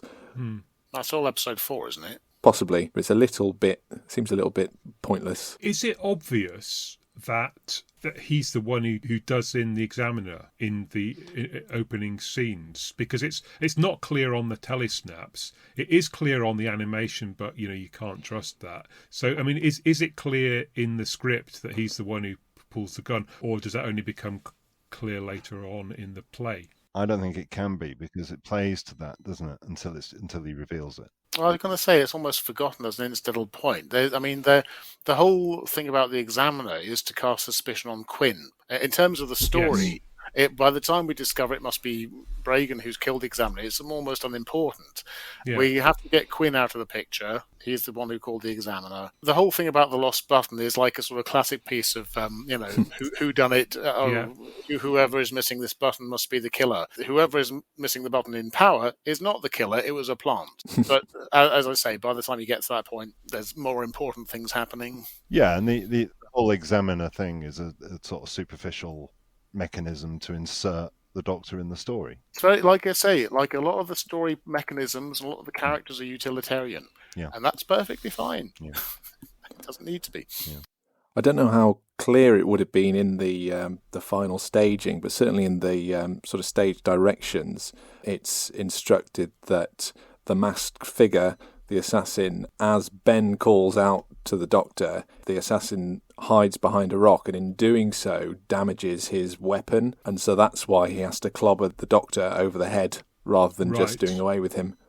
So that kind of sets everything in motion. That's helpful because that was another question I had in my head, is why he doesn't just also shoot the Doctor. We have some other colonists that I don't know if anyone wants to add anything. We've got Hensel, and I had difficulty seeing past Mr. Chin initially. Yeah. It's the same role. Yeah. He's cut out for that thing. He must have played that all the time. That bureaucratic civil servant kind of role. I do worry about him a little bit. I've never been particularly keen on his performance in Claws of Axos. He seems a little bit out of step with everyone else. Possibly deliberately, but yeah. I didn't know this, but Peter Bathurst ran a famous coffee bar where all the cool kids hung out. Very trendy. Is that when work was a bit light? Yeah, for sure. Yeah, which it wasn't for him, because prior to this in his career, he popped up everywhere. So Christopher Barry's casting notebook, there's a page from it shown in one of the Doctor Who magazines, and on this page it's a little difficult to read his handwriting, but it looks like originally Quinn was named Francel, and he was, in brackets, son. He was the son of Hensel. Hensel and Francel. Which is intriguing. Hensel and Francel. And Bragan was named something like Arbel or Arban. And up for the part of Hensel, Barry was considering Hamilton Dice, Geoffrey Belden, Peter Copley. There's a lot of familiar names in his notebooks. He was considering Robert James for Bennett and Kerquillian and Chal as well. He did seem to have a kind of rep of actors, like a lot of the directors did back in those days. Yeah, for sure. Quinn, Janley. Well, so I'm intrigued with with Quinn, just the casting, in that, as John was saying earlier, if you've got a 12-inch black and white screen that's 15 feet away from you, at the start of the programme, can you actually tell Bragan and Quinn apart all that easily? I mean, later on, as you get to know their characters, then it works okay. But just in that first episode, and from the few telesnaps we've got, it's not. There's once or twice for me anyway where I was a little bit unsure about the distinction between the two. It's difficult to tell, isn't it? Because you're looking at a single frame of 25 a second for 50 interlaced fields a second. Yeah. Maybe it was much clearer when you get to see it on, in real moving pictures. I think the guy Nicholas Hawtrey does a reasonable job playing Quinn, but he hasn't got a huge amount to work with. There was a bit of a romance angle between Quinn and Polly in the earlier versions of the scripts. Not very much of it, but Ben certainly got annoyed about it. I think Janley is... Janley is a bit frustrating because, I think there could have been more done with her. I think she's pretty good. I think Pat Moran-Davey is a good actress. She turned up all over the place in the 60s before I think she headed back to Australia. Again, I think the problem with that character is the clear lack of motivation other than I'm a political agitator. But I think she's good and she's effective.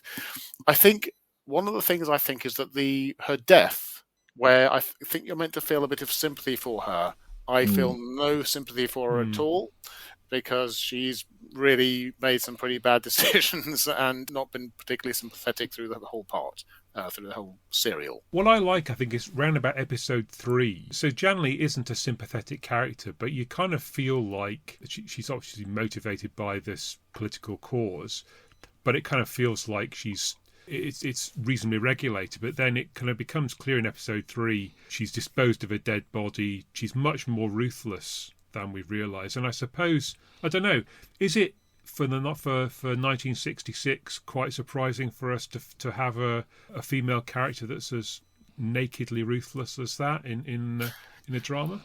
I think it probably is. I don't know if that was their intention though, because we get to that point where she's at the end, where she's realised Bragan is going to kill her if she doesn't fall in line. She changes sides again, and then she's killed very shortly after that. And I think Valma has a line saying something like, "She wasn't as bad as you think." Well, we saw none of that.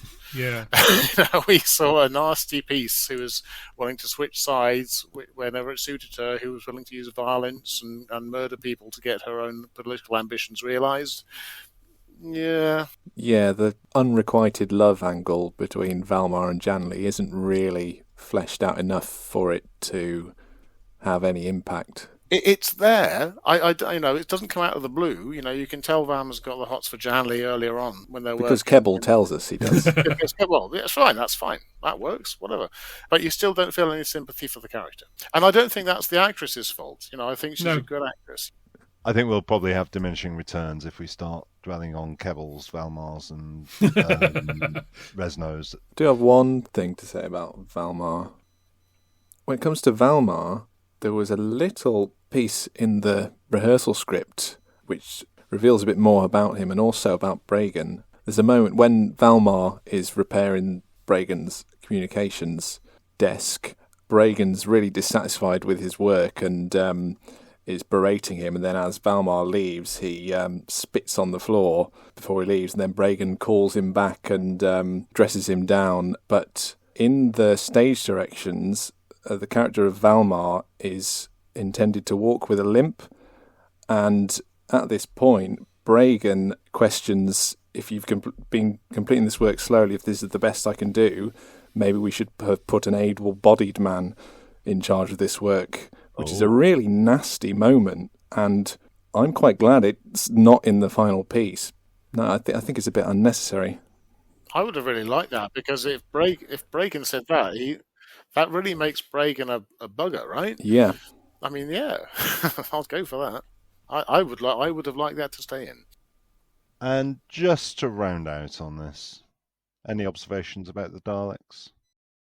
Well, I mean, they've turned out this time with their ring modulator turned up, at a reasonable level. I mean, that's good. The Dalek voices, it feels like. I mean, I'm not going to say that they are unbelievably brilliant, but they're certainly way above the kind of Dalek invasion of Earth level. And I like them. They're good enough. And of course we've got this new feature this time round of "I am your servant." We've got the Daleks saying stuff that doesn't sound very Dalek-like. I will say I think this is the best Dalek voices. I think they're the best Dalek voices. This is the first story that Peter Hawkins did solo. Entirely solo. He did every single voice himself, and I think he's absolutely sensational. I think he brings a certain sort of purring to some of the Dalek dialogue. Have you finished your liquid? That kind of thing. That's a chilling line when he gives it to Brayton. I'm sure Bernard Archer would have, responded to that very well. and also, there's so many scenarios where you get to do a bit of fun with the Daleks. A Dalek is not the same as a human. There's things like that, right? The Daleks are clearly really pissed off about having to be servile through episodes 3 and 4, right? And Hawkins gets the whole thing of, they can't wait to shoot these people, but not putting to the point of sort of parody or silliness. He's just on the line where it's still like, okay, you can sort of, this is okay within the context of the melodrama we're seeing. They're resisting the temptation to shoot everybody. And also, I always feel like the Daleks in the 60s are conceptually a bit different to the way they're thought of later on. Specifically post-Genesis. I think they are, within their sort of militaristic, regimented existence, I think there is room for characters in there. And sometimes I think the 60s pushed that envelope a bit far, with like the thick Daleks from The Chase, for instance, but they aren't necessarily all the same. They're not going to all behave the same. There can be character in there. And I really think Hawkins gets that across and makes them interesting. Yeah, as you said, it's some great material for them, and I'm not sure this is necessarily intentional, but I think in the studio material and early on, the ring modulator is a little bit low. You've got more of the human voice in there, and then on the film sequences where that dialogue's been pre-recorded, they've got it maxed out, and you've got a cacophony of distortion, and it's almost like inside the capsule, the Daleks can be their true selves. The film dubbing, I think, is the best Dalek voice ever. Full stop. I think it is the best Dalek voice ever. I think it sounds amazing. The other thing that, again, you can only see glimpses of, the same guys have been operating Daleks more or less from the start. You had Robert Jewell, Gerald Taylor, Kevin Manser, and you had John Scott Martin in from The Chase. And body language and the operation of those Dalek props had improved sort of exponentially to the point where I think they were doing a really good job. And this is another frustration of the thing not existing, is that there are a lot of opportunities for doing little bits of business with the Daleks. I wonder if they did or they didn't, when they're reacting, when they're having to be servile and not react to the colonists. We can see the operation, the amazing fluidity and the constant motion of the Daleks in the film sequences that do exist. So I think those guys were really at the peak of their game and doing a great job. So I would love to be able to see that in more detail one day. There's an anecdote from Christopher Barry that he recalls during rehearsals, them staging something where Troughton climbs on the back of a Dalek as it spins around or as it moves around. And it was, I think people have wondered whether this is somehow conflated with Evil of the Daleks. But there's a moment when they cut the power in episode 3, Troughton's sort of giggling and whooping in the background when this is happening, and you can hear sort of trundling noises. So I reckon it was at that point when Ben's cut the power to the Dalek, Troughton, I think, leaps onto it, and I suspect popped his hat over the eye stalk of the Dalek, because you can see the hat on the floor in the next telesnap. Oh. So I think he was sort of having a bit of fun defeating the Dalek in that moment before the others come out. Just in conclusion to this section, before we just reveal our hands, I should have said earlier that one thing I got watching it, especially episode 1, was a strong parallel with Quatermass and the Pit. A rocket has been unearthed and someone has spent some time getting into it, and then they get into the front section where indeed in Quatermass and the Pit there are 3 aliens and there's the same jump scare. Yep, draped in cobwebs. Yeah, absolutely. Yeah. I mean, even the design of the capsule is very, very similar. It's got those curved nodules on it. The fact that by supplying power to the capsule or the things within the capsule, sets off the chain of events, which is the downfall of the human population. Yep. It brings out the worst in them. Yeah. The material the capsule's made from is resistant to corrosion, some wonder material. Yeah, I'd never realised before either just how much that initial premise owes to Quatermass. Magic, isn't it?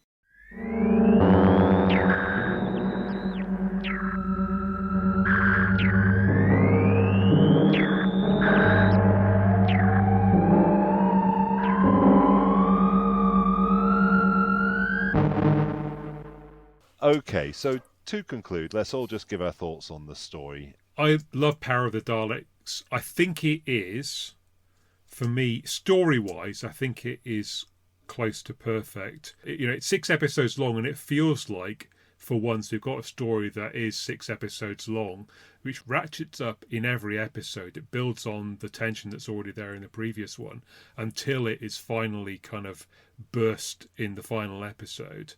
It doesn't feel as rushed as the final episode either as some of the 6 or 7 parters in this era. So, I mean, story-wise, I love it, and I think logically I like it too. It doesn't feel like, we've talked quibbles here and there during the course of our chat, but it feels like it's been pretty well thought through as well. Most of that works. Yeah. There's perhaps, if I was going to quibble about anything, it would be that there's perhaps a lack of humanity in it.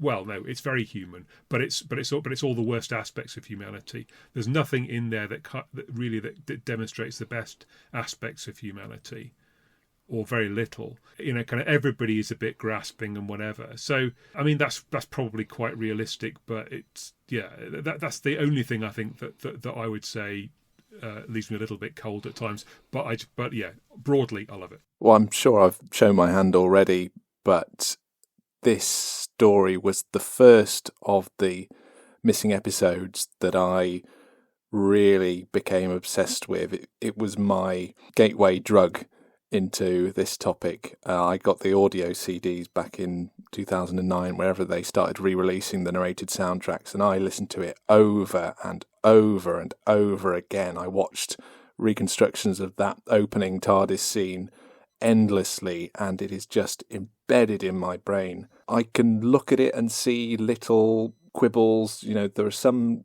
clunky bits with the script or where the staging doesn't quite match the realisation, little plot beats that don't quite add up, but they are overwhelmed by the fact that everyone on this production seems to have been firing on all cylinders. Every element of the story exceeds what it should be on paper. It just adds up to something amazing. I can't sing its praises highly enough. That it's drenched in atmosphere. I think, judging by the camera scripts and Chris Barry's track record, the direction would have been really brilliant, thoughtful, creative. There are some excellent camera directions that I wish we could see. The opening shot where you see Troughton lying on the floor, that was on a crane camera, and the camera tracked back and pulled up to reveal Ben and Polly in the TARDIS control room. The cliffhangers are amazing. They are absolute peak cliffhanger material. Yeah, I could go on, but wonderful. Brilliant Doctor Who. John? Well, what can I say beyond what Richard and Rhys have said? I mean, I absolutely agree with Richard. The piece ratchets up tension throughout the duration. It justifies a 6-episode length. Everyone is firing on all cylinders. Everyone is clearly going out to make the best piece of television they can. I'm a sucker for the slow build-up of atmosphere, of tension, atmosphere across a long period of time, really saving the payoff right at the end, which we really get this time. Episode 6 is unrelentingly grim. There are numerous shots of corpses littering the ground. I think, I am sadly not old enough, or happily not old enough, to have seen it in its full form. So you have to Rhys's point, you have to make some assumptions about the likely way it would have turned out. I think you have to have a realistic appraisal of how it would have turned out. We know the tomb syndrome. Everyone seemed to have built it up as some sort of amazing Hammer horror-esque piece, and then you had a slightly crappy controller being hoisted around the set, it maybe didn't quite reflect. I don't think Power is going to be anything like that. We know a Dalek hits a camera. That doesn't really bother me these days. Nowadays you get camera shakes all over the place for reactions on. You have an explosion in the drama nowadays, and the camera shakes. What's the difference? There you go. Maybe it's ahead of its time. But in all seriousness, I'm a huge Dalek fan. I think it is easily the best use of the Daleks in Doctor Who. Full stop. I think it's a great introductory story for Patrick Troughton. I think there's so much to admire to the piece. I think there are also numerous incredibly memorable sequences in there that I would love to be able to see. That from the telesnaps and the set photos look great. So one day, fingers crossed, maybe be able to sit down and watch the whole piece. What can I add other than to say I'm not really a fan of Dalek stories per se. I love Dalek's Master Plan, but that's more because of the scope of the story and there being so much to unpack.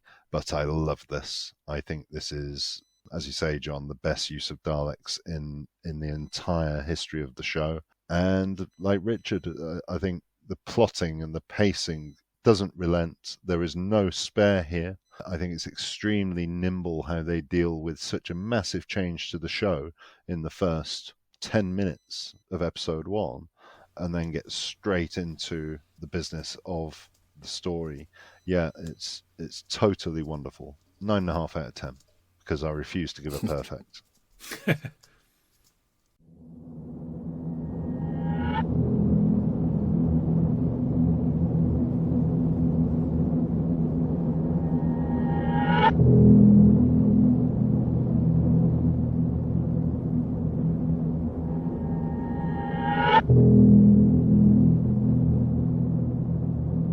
On to the missing episodes section. John has left us, leaving us 3 to pick over how we have what we have, and then we'll get into the sales aspects and the prospects of anything else turning up in the future. So we've already covered the most recent find of slightly moving footage with John at the top of the episode. We know there are multiple audio copies, and then on top of that, we have a large number of short clips from the much discussed Australian 8mm footage. So if you go back and check out our interview with Jan Vincent Rudsky on our Galaxy 4 episode, we go into a deep dive about how that came about. There's one little fragment, one little bit of those clips that isn't on the latest Blu-ray release of Power of the Daleks. It's the clip where Polly's talking about the Doctor's body wearing a bit thin, and Ben's reply to that is slightly truncated in the surviving footage compilation and on the reconstruction as well. And it's also like that on Lost in Time, so I suspect there was some sort of error there, and that's the copy that's been referenced for those new versions, because it was fixed for the Power DVD release, the animation, the first time around. It was fixed, everything was there, and then now it's back to the slightly truncated clip. So hopefully the next time these clips make their way somewhere, they'll be full. So moving on to the various clips that we have embedded in various shows. So we've alluded to them all. 21 seconds were preserved at the end of a November 1967 episode of Blue Peter, and that's the conclusion to episode 4.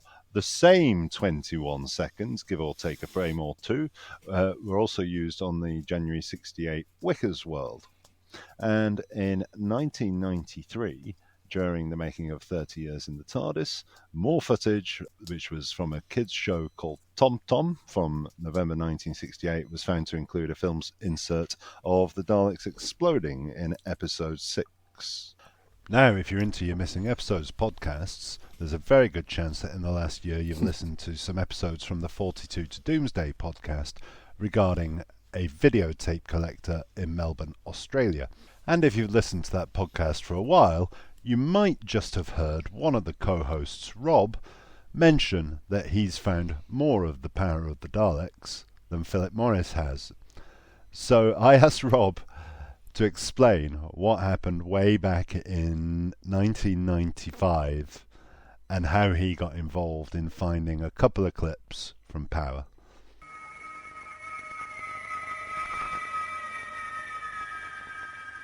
Thanks, Tim, for allowing me to talk about my tiny place in Doctor Who history for all your listeners.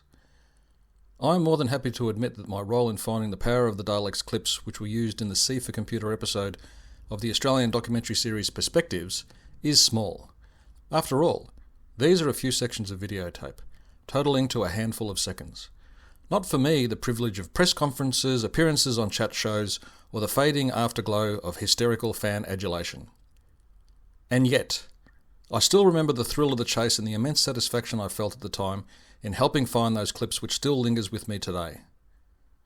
For me, the mid-90s were the years of peak interest, until another dreaded period in time which came later, which we shan't discuss here, for me regarding missing episodes, not only of Doctor Who, but television in general.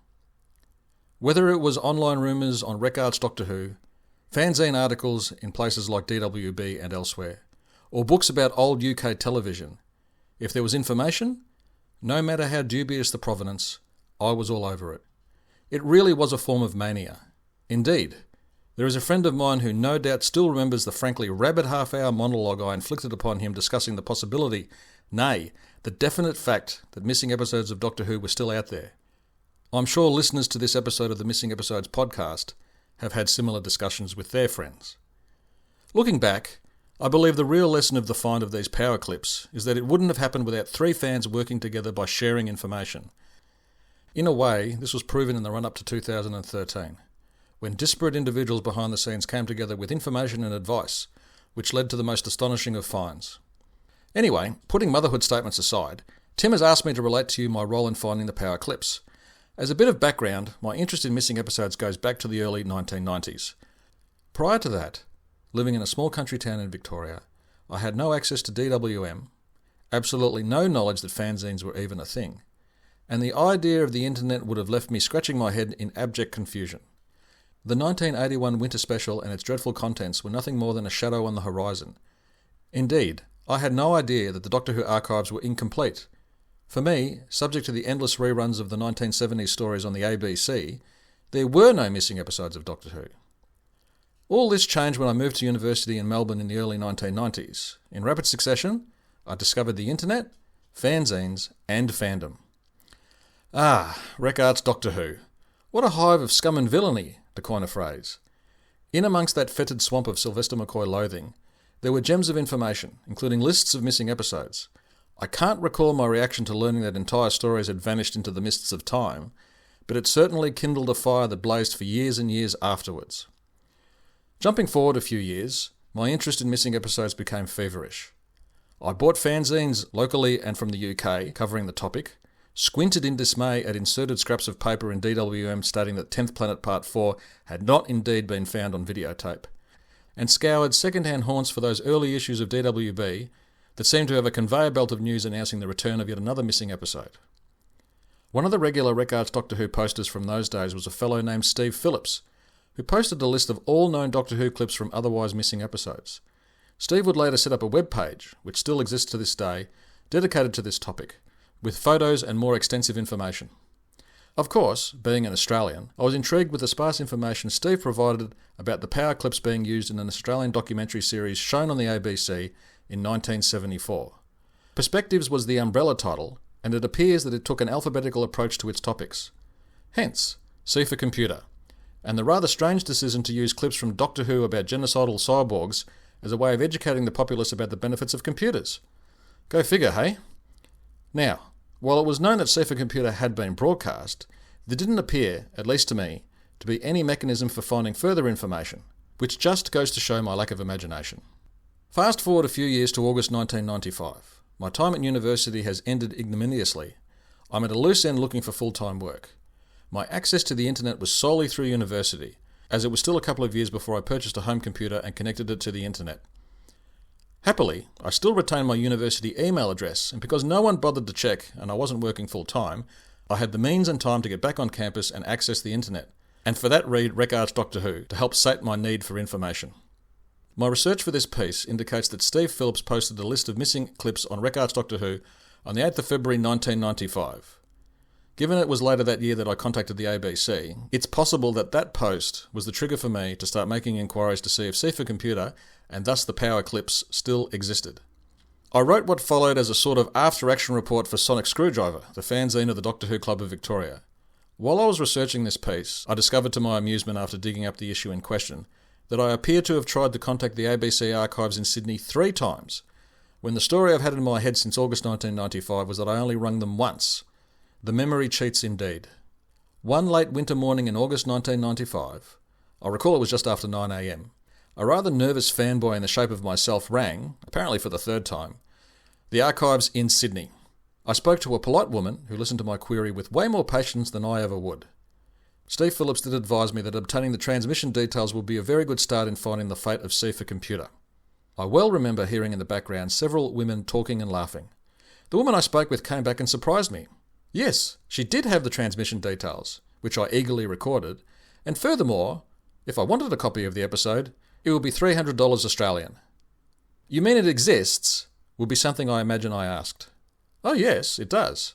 Would you be interested in a copy? Is how I imagine she responded. Now, for a recently ex-university student still living at home and only working part-time, $300, even $300 Australian dollars, is a lot of money. I politely said no, thanked her for her time, and then rang off. I should point out right now that I have no recollection as to whether she meant it would be $300 for the clips themselves, or $300 for the actual episode C for Computer. I don't know if it exists, which I suppose would be something cool to find out. I hazard I probably broke the speed limit driving out to my old university, such was my eagerness to share the information with Steve Phillips via email. The rest, as they say, is history. Steve forwarded the information to Steve Roberts, who contacted BBC Sydney, who themselves contacted the ABC with the transmission details, and used that information to obtain copies of the clips. This was still an era before the forums that came to dominate fandom in the early 2000s. The only response to the news I got was excited comments from my friends, and later good-natured sarcasm. The acronym MMSR, My Mate Steve Roberts, was thrown around in my presence for years, here in Melbourne fandom. Hello Dave, Richard, Andrew, Dave and Mark.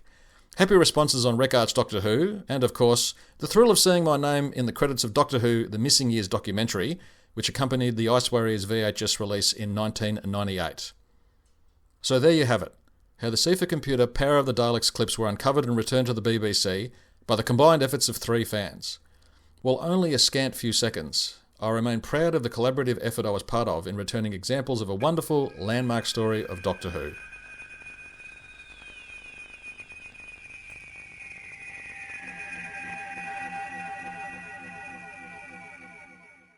Thank you very much, Rob. And I'll leave a link to the really funny 42 to Doomsday podcast in the text, so please do check them out if you haven't.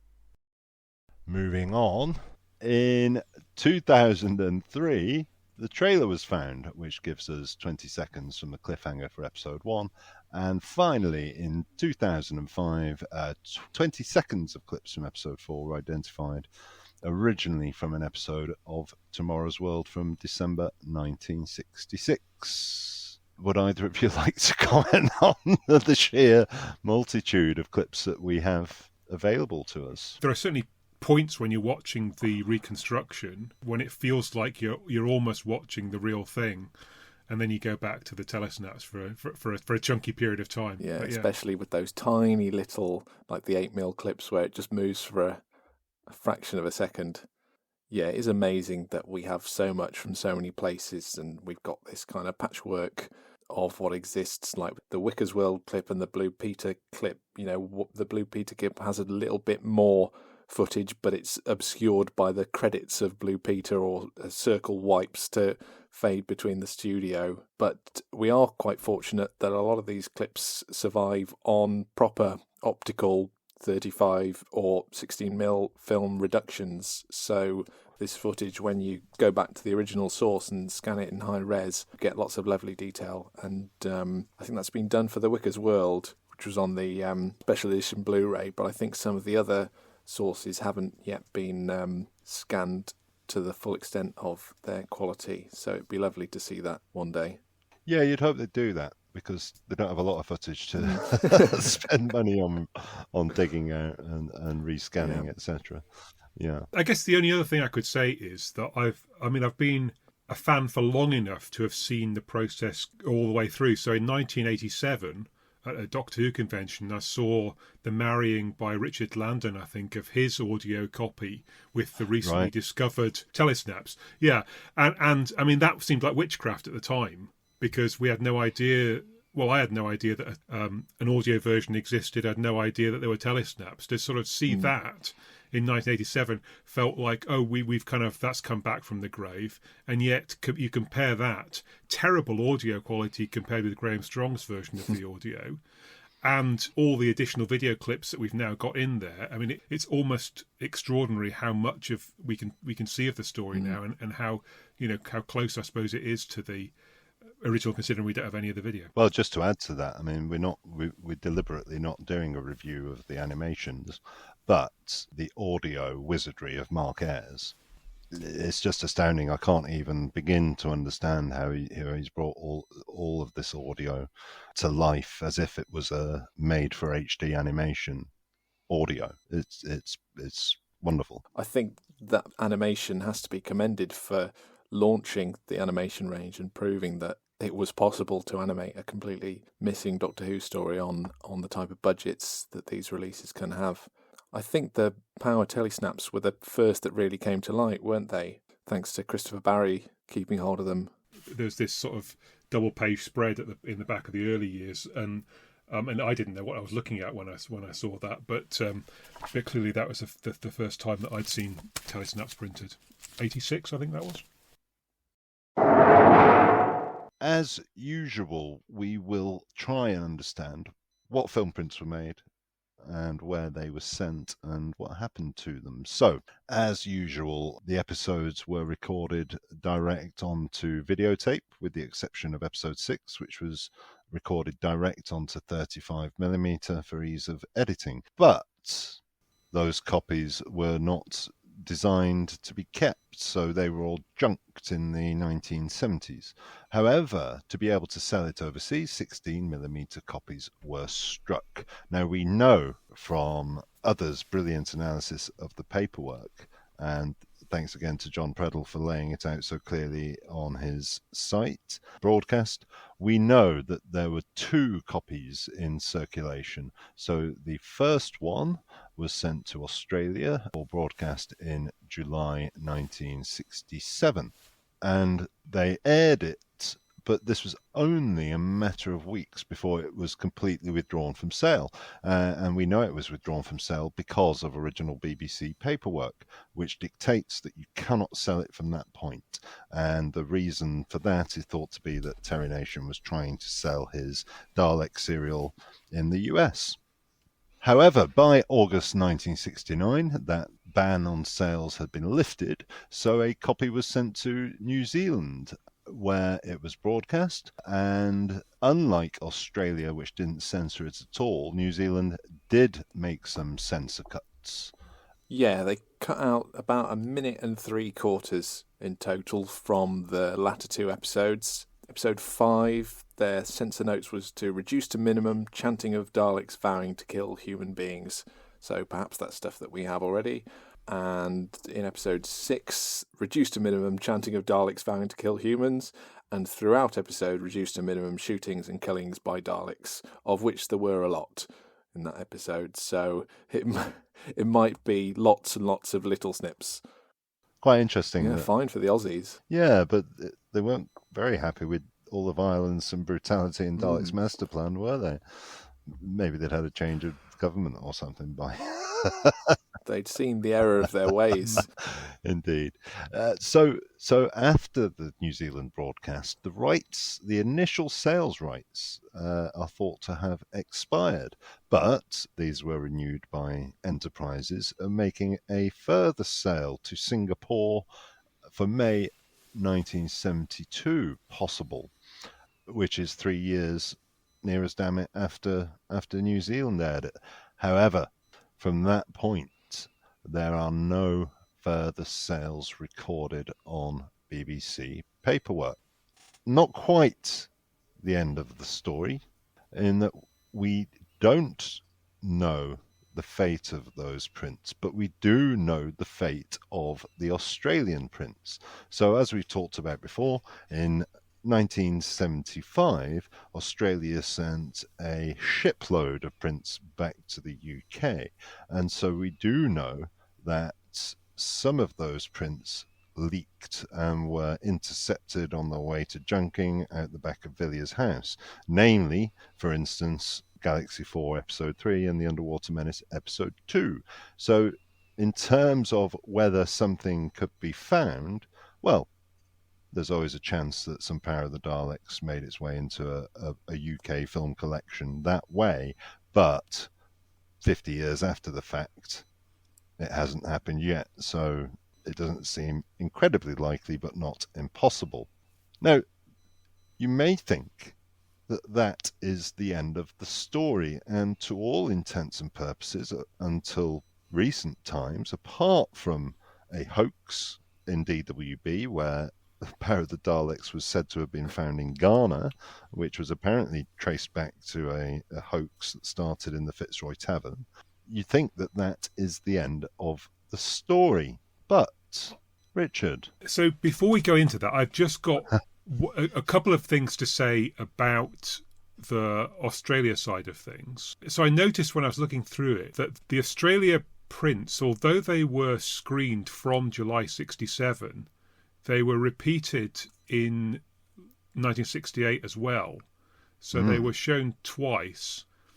But according to at least the records in Wiped, they were broadcast in Adelaide, Hobart and Perth all on the same day, which is interesting. I mean, Adelaide and Hobart aren't too far apart, but Perth is a long way away.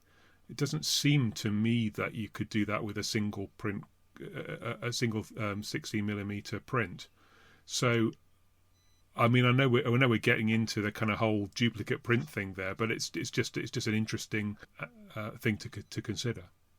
Sure. Now there is the matter of the microwave link and when that came in. Right. For one, there's when it came in, and also when it would actually have been available for widespread use, because it was sort of in demand, wasn't it? They used it for sports events, supposedly. Yeah, it was cricket, wasn't it? So at some point in the future, we'll do a special all about Australia and how it was thought to work in terms of what it bought, what it broadcast, and how it broadcast it. But that is too big a topic to tackle on any episodic review podcast. So we'll do that at some point down the line. There's also, as mentioned in Wiped, there's a very old rumour from Ian Levine, who said there was a guy who had a film shop in Huddersfield or Halifax who had all 6 episodes of Power of the Daleks, but Levine believes it was a hoax because when he tried to sort of zero in on it, it got nowhere.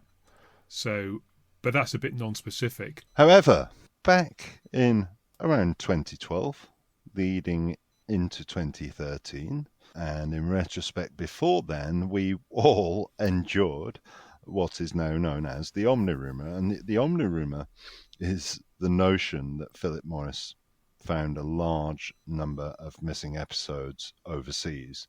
And we won't go into the whole never-ending, hellish nightmare of what was and wasn't said, but I think what we can do is dwell on a couple of points about the Power of the Daleks. Richard, you were there with me.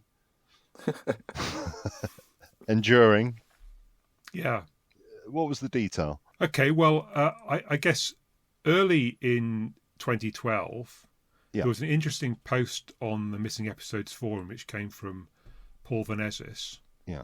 I guess if I read it out, it gives you some context. So I guess what he's attempting to do is to deny a whole raft of rumours which have come up. So he says, in recent weeks, people have been contacting me, asking me about a new haul of episodes that they've heard has been unearthed at the ABC in Australia. Others have yet again decided that the Web of Fear has been secretly found in Africa and is being prepared for a 50th anniversary release by the restoration team. Yeah. Others have made the bizarre assumption that there must be episodes untouched in Sierra Leone, despite my confirmation that the building they were stored in was destroyed. They were. Forget about it. They're gone. He says This all seems to have stemmed from a list of countries I made indicating where stories were last sold, and therefore where the possible last resting places for them might have been. So let me quash this now. The Season 3 episodes have not turned up in Sierra Leone. The 10th Planet and Power of the Daleks have not revealed themselves in Singapore. Season 5 has not risen from a TV station in Nigeria. And a whole bunch of odds and sods has not turned up in Australia. People can speculate all they like, of course, but when people confuse legitimate research with actual finds and honest opinion for an admission of a hidden hoard, it just proves to me that certain people aren't interested in facts. Where do you start with that? Well, I guess the interesting part of that is that Web of Fear, we now know, had indeed been found in Africa. Yeah. But of course, as for the rest of it, who knows? Well, Season 5 wasn't resurrected in Nigeria either, but a good chunk of it was. Yeah, Half of it indeed. was, Yeah. Okay. Yeah. And then, so let's sort of put that to one side for a moment. Later that year, around about October, there was a strong rumour about 44 episodes having been found. Yeah. There was a long list, but one of them, one of the things that was rumoured was Power of the Daleks, and with the specifics attached to that was found in an African country, even though the sales paperwork says it wasn't supposed to be there. Right. I guess Power of the Daleks cropped up again in other rumours. So there's a third thing, I suppose, which is all about something that happened in Australia. The name that's often given to this is Mr. Melbourne, but somebody was rumoured to have 19 episodes in their collection, which included Power of the Daleks, Evil of the Daleks, and Marco Polo. And we know that this was to some extent believed at the time because the BBC, well, because Paul Vanezis and others were involved in sort of chasing this one down. Yeah. Paul mentioned that, I guess, in a number of places. Gallifrey Base, he talked about it at some length. And his conclusion in the end was that it was, he described it as a hoax, but certainly it was a lead that was not continued. Yeah. But clearly there was enough had been thought of it that it went on for about 18 months, this whole thread. That's right. And I guess the odd part of that is you wouldn't have thought that Power of the Daleks was likely to be in Australia. Well, that's right. And I remember Paul saying this words to this effect on one of the forums. And I think he was persuaded by Damien Shanahan that it was possible and that Australia may have carried multiple copies.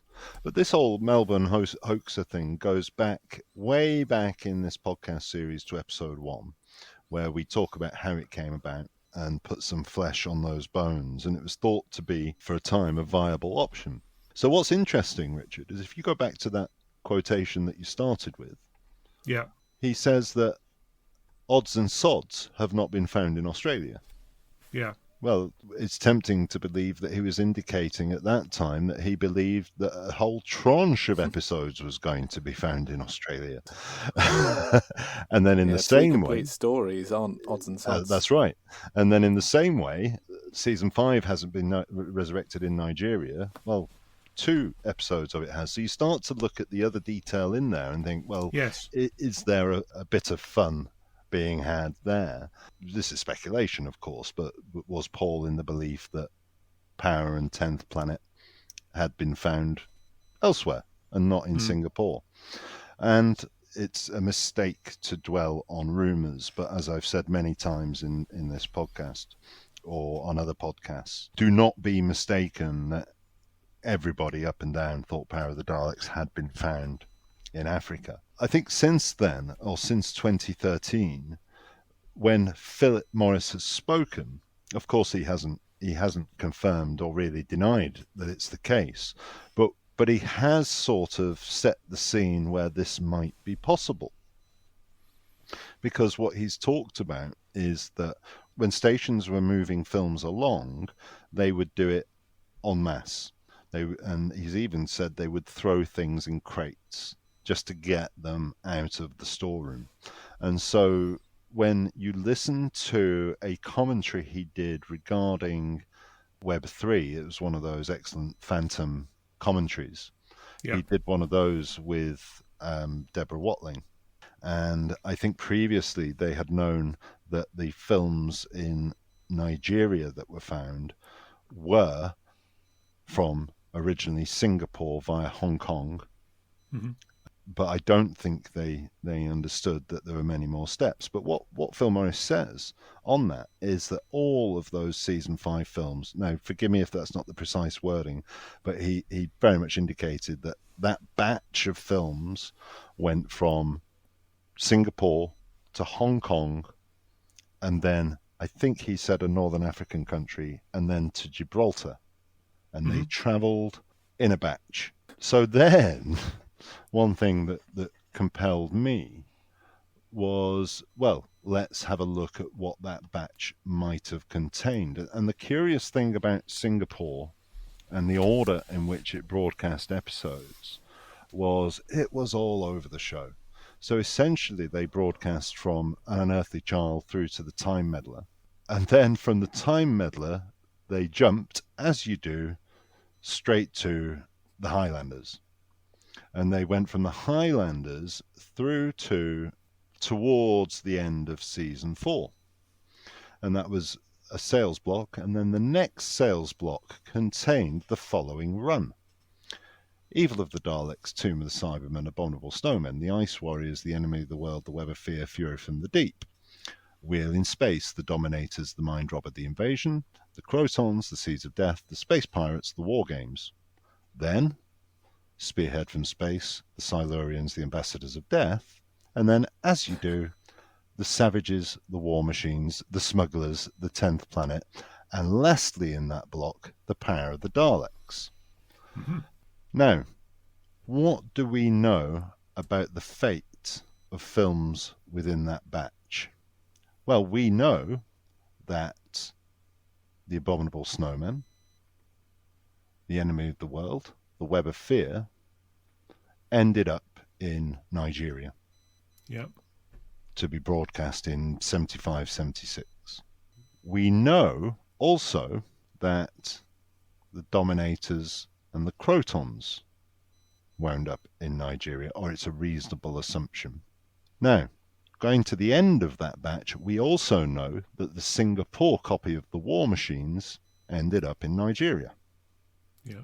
So out of that bundle of 20 or so serials, we know that a good proportion of them ended up in Nigeria. So it's very tempting to believe that The Power of the Daleks was bundled in with these and ended up in a Nigerian country, never purchased or never shown to be screened in either the newspaper clippings that have been seen, the TV listings, or on the BBC paperwork, and was discovered when Philip Morris went knocking on the door. So to me, that seems quite a plausible theory, or it certainly did seem to be a plausible theory. You've got a bit of skeleton suggestive evidence in what was in Singapore, and you've got testimony from Philip Morris saying they just threw things in, and they travelled around on block. Now we get to the problems with that. Well, the first problem, and the obvious problem, is that nothing has been revealed to have been found by Philip Morris in 11 years. Yeah. That's a hurdle. The second problem is that a great deal of research has been done into how these films moved around and the circumstances in which they were broadcast. So if you go back and listen to John Preddle's interview on our episode covering the War Machines, he spells out in great detail and with great authoritative logic almost exactly why certain stories were cherry-picked and broadcast where they were. And it was a combination of availability of prints. But mainly my takeaway was this notion of the Commonwealth quota, which was once Australia had showed it, there was only a certain number of countries that could pay a far more reduced fee and able to complete the payment to equity and whatnot. And so there's a really strong logical argument to say that those films would not have done that. Another good argument against it is, why would someone pay to ship films which can't be screened from station to station? So I don't know. I think the balance of probability is that it didn't happen. But I'd very much like to hear examples from Philip Morris in particular about examples of films which were passed on, and almost against the logic of John Preddle's position. So interesting.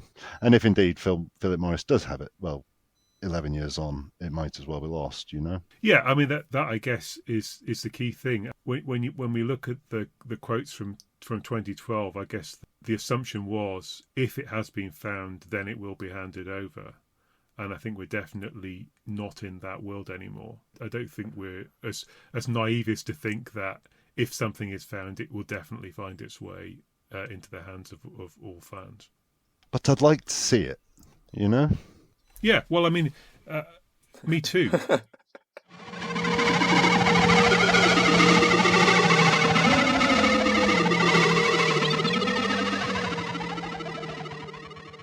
And that concludes our look at The Power of the Daleks. If you've enjoyed this, please do find the time to leave a review on Apple Podcasts. 5-star written reviews propel us up the charts, which help others to find us. Our executive producers are Bedwyr Gullidge and Rich Tipple. They are the best executive producers in the entire universe. Thank you very much, both.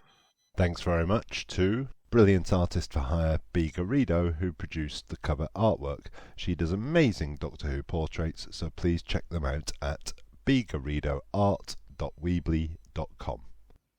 If you'd like to support me in putting this together and help cover costs, head to www.patreon.com/missingepisodes, where you get early access. Our next episode is there now, and loads of exclusive content, including a Heart Malera retrospective, Ask Me Anything exclusives, and loads more. Our middle tier Mighty Kublai Khan patrons have a monthly Missing Episodes chat with yours truly. Speaking of which, thanks so much to all of our patrons. Your generous support is truly appreciated, especially Andy Kitching, Anthony Carroll, Tony Carroll, Chris Phone, David Matthewman, Dean Poole, Gary Gillat, Jack Sharp, Jess Jerkovic, Jim Trenowden, Matthew, Paul Cook, Phil Mitchell, Piers Carrick, Ray Badrick, Sarah Irving, Sean Landings, Simon Exton, Simon Whitehead, Sinead Morse, and the mighty Tim Arding. If Patreon isn't for you, you can leave me a tip at kofi.com/missingeps. Also, please subscribe to the YouTube channel. We have a Facebook page, and I can be found on Twitter at Doctor Who Podcasters, and that's with a DR. Finally, Richard, Rhys, John, and not forgetting Rob, thank you so much. That was awesome. Bye. Bye. Your The servant. Tottenham Toad came trotting up That the was a road with weird his feet mix all of swimming in the Dalek and Leicester. sea. Are you going for Pretty Leicester? little squirrel I with your was going straight tail down the and middle. curl. They've all got a wife but me.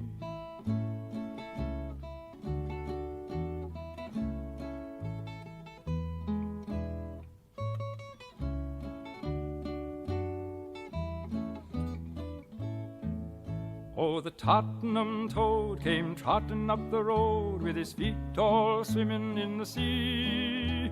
Pretty little squirrel with your tail and curl, they've all got a wife but me.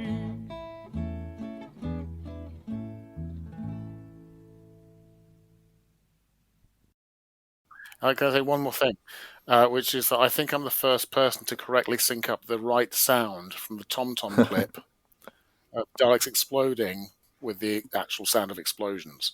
Because in the tom-tom clip, the clip is just backed by the sound of the Dalek mutants. And I corrected the sync on that clip for Lost in Time, and it appeared on all the other releases going forward. I will just say, though, John, for all the great things you've done on... La la la la, not listening, blah blah la la la. How many good deeds does it take to pay off the bad ones? Tim, I never think it'll never be enough. That's the impression. I am, of course, listeners, referring to the recon on the Underwater Menace TV. I'll probably cut that out, John.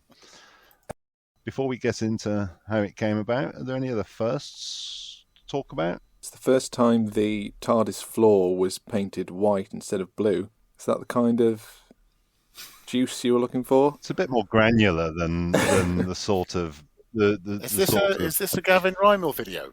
It's a bit more granular than I was expecting, Rhys. But you don't know me very well, then, Tim. If that is the level of granularity, I'm going to move on.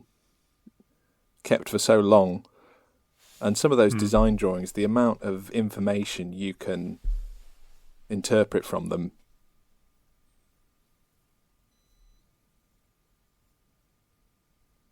It's wonderful.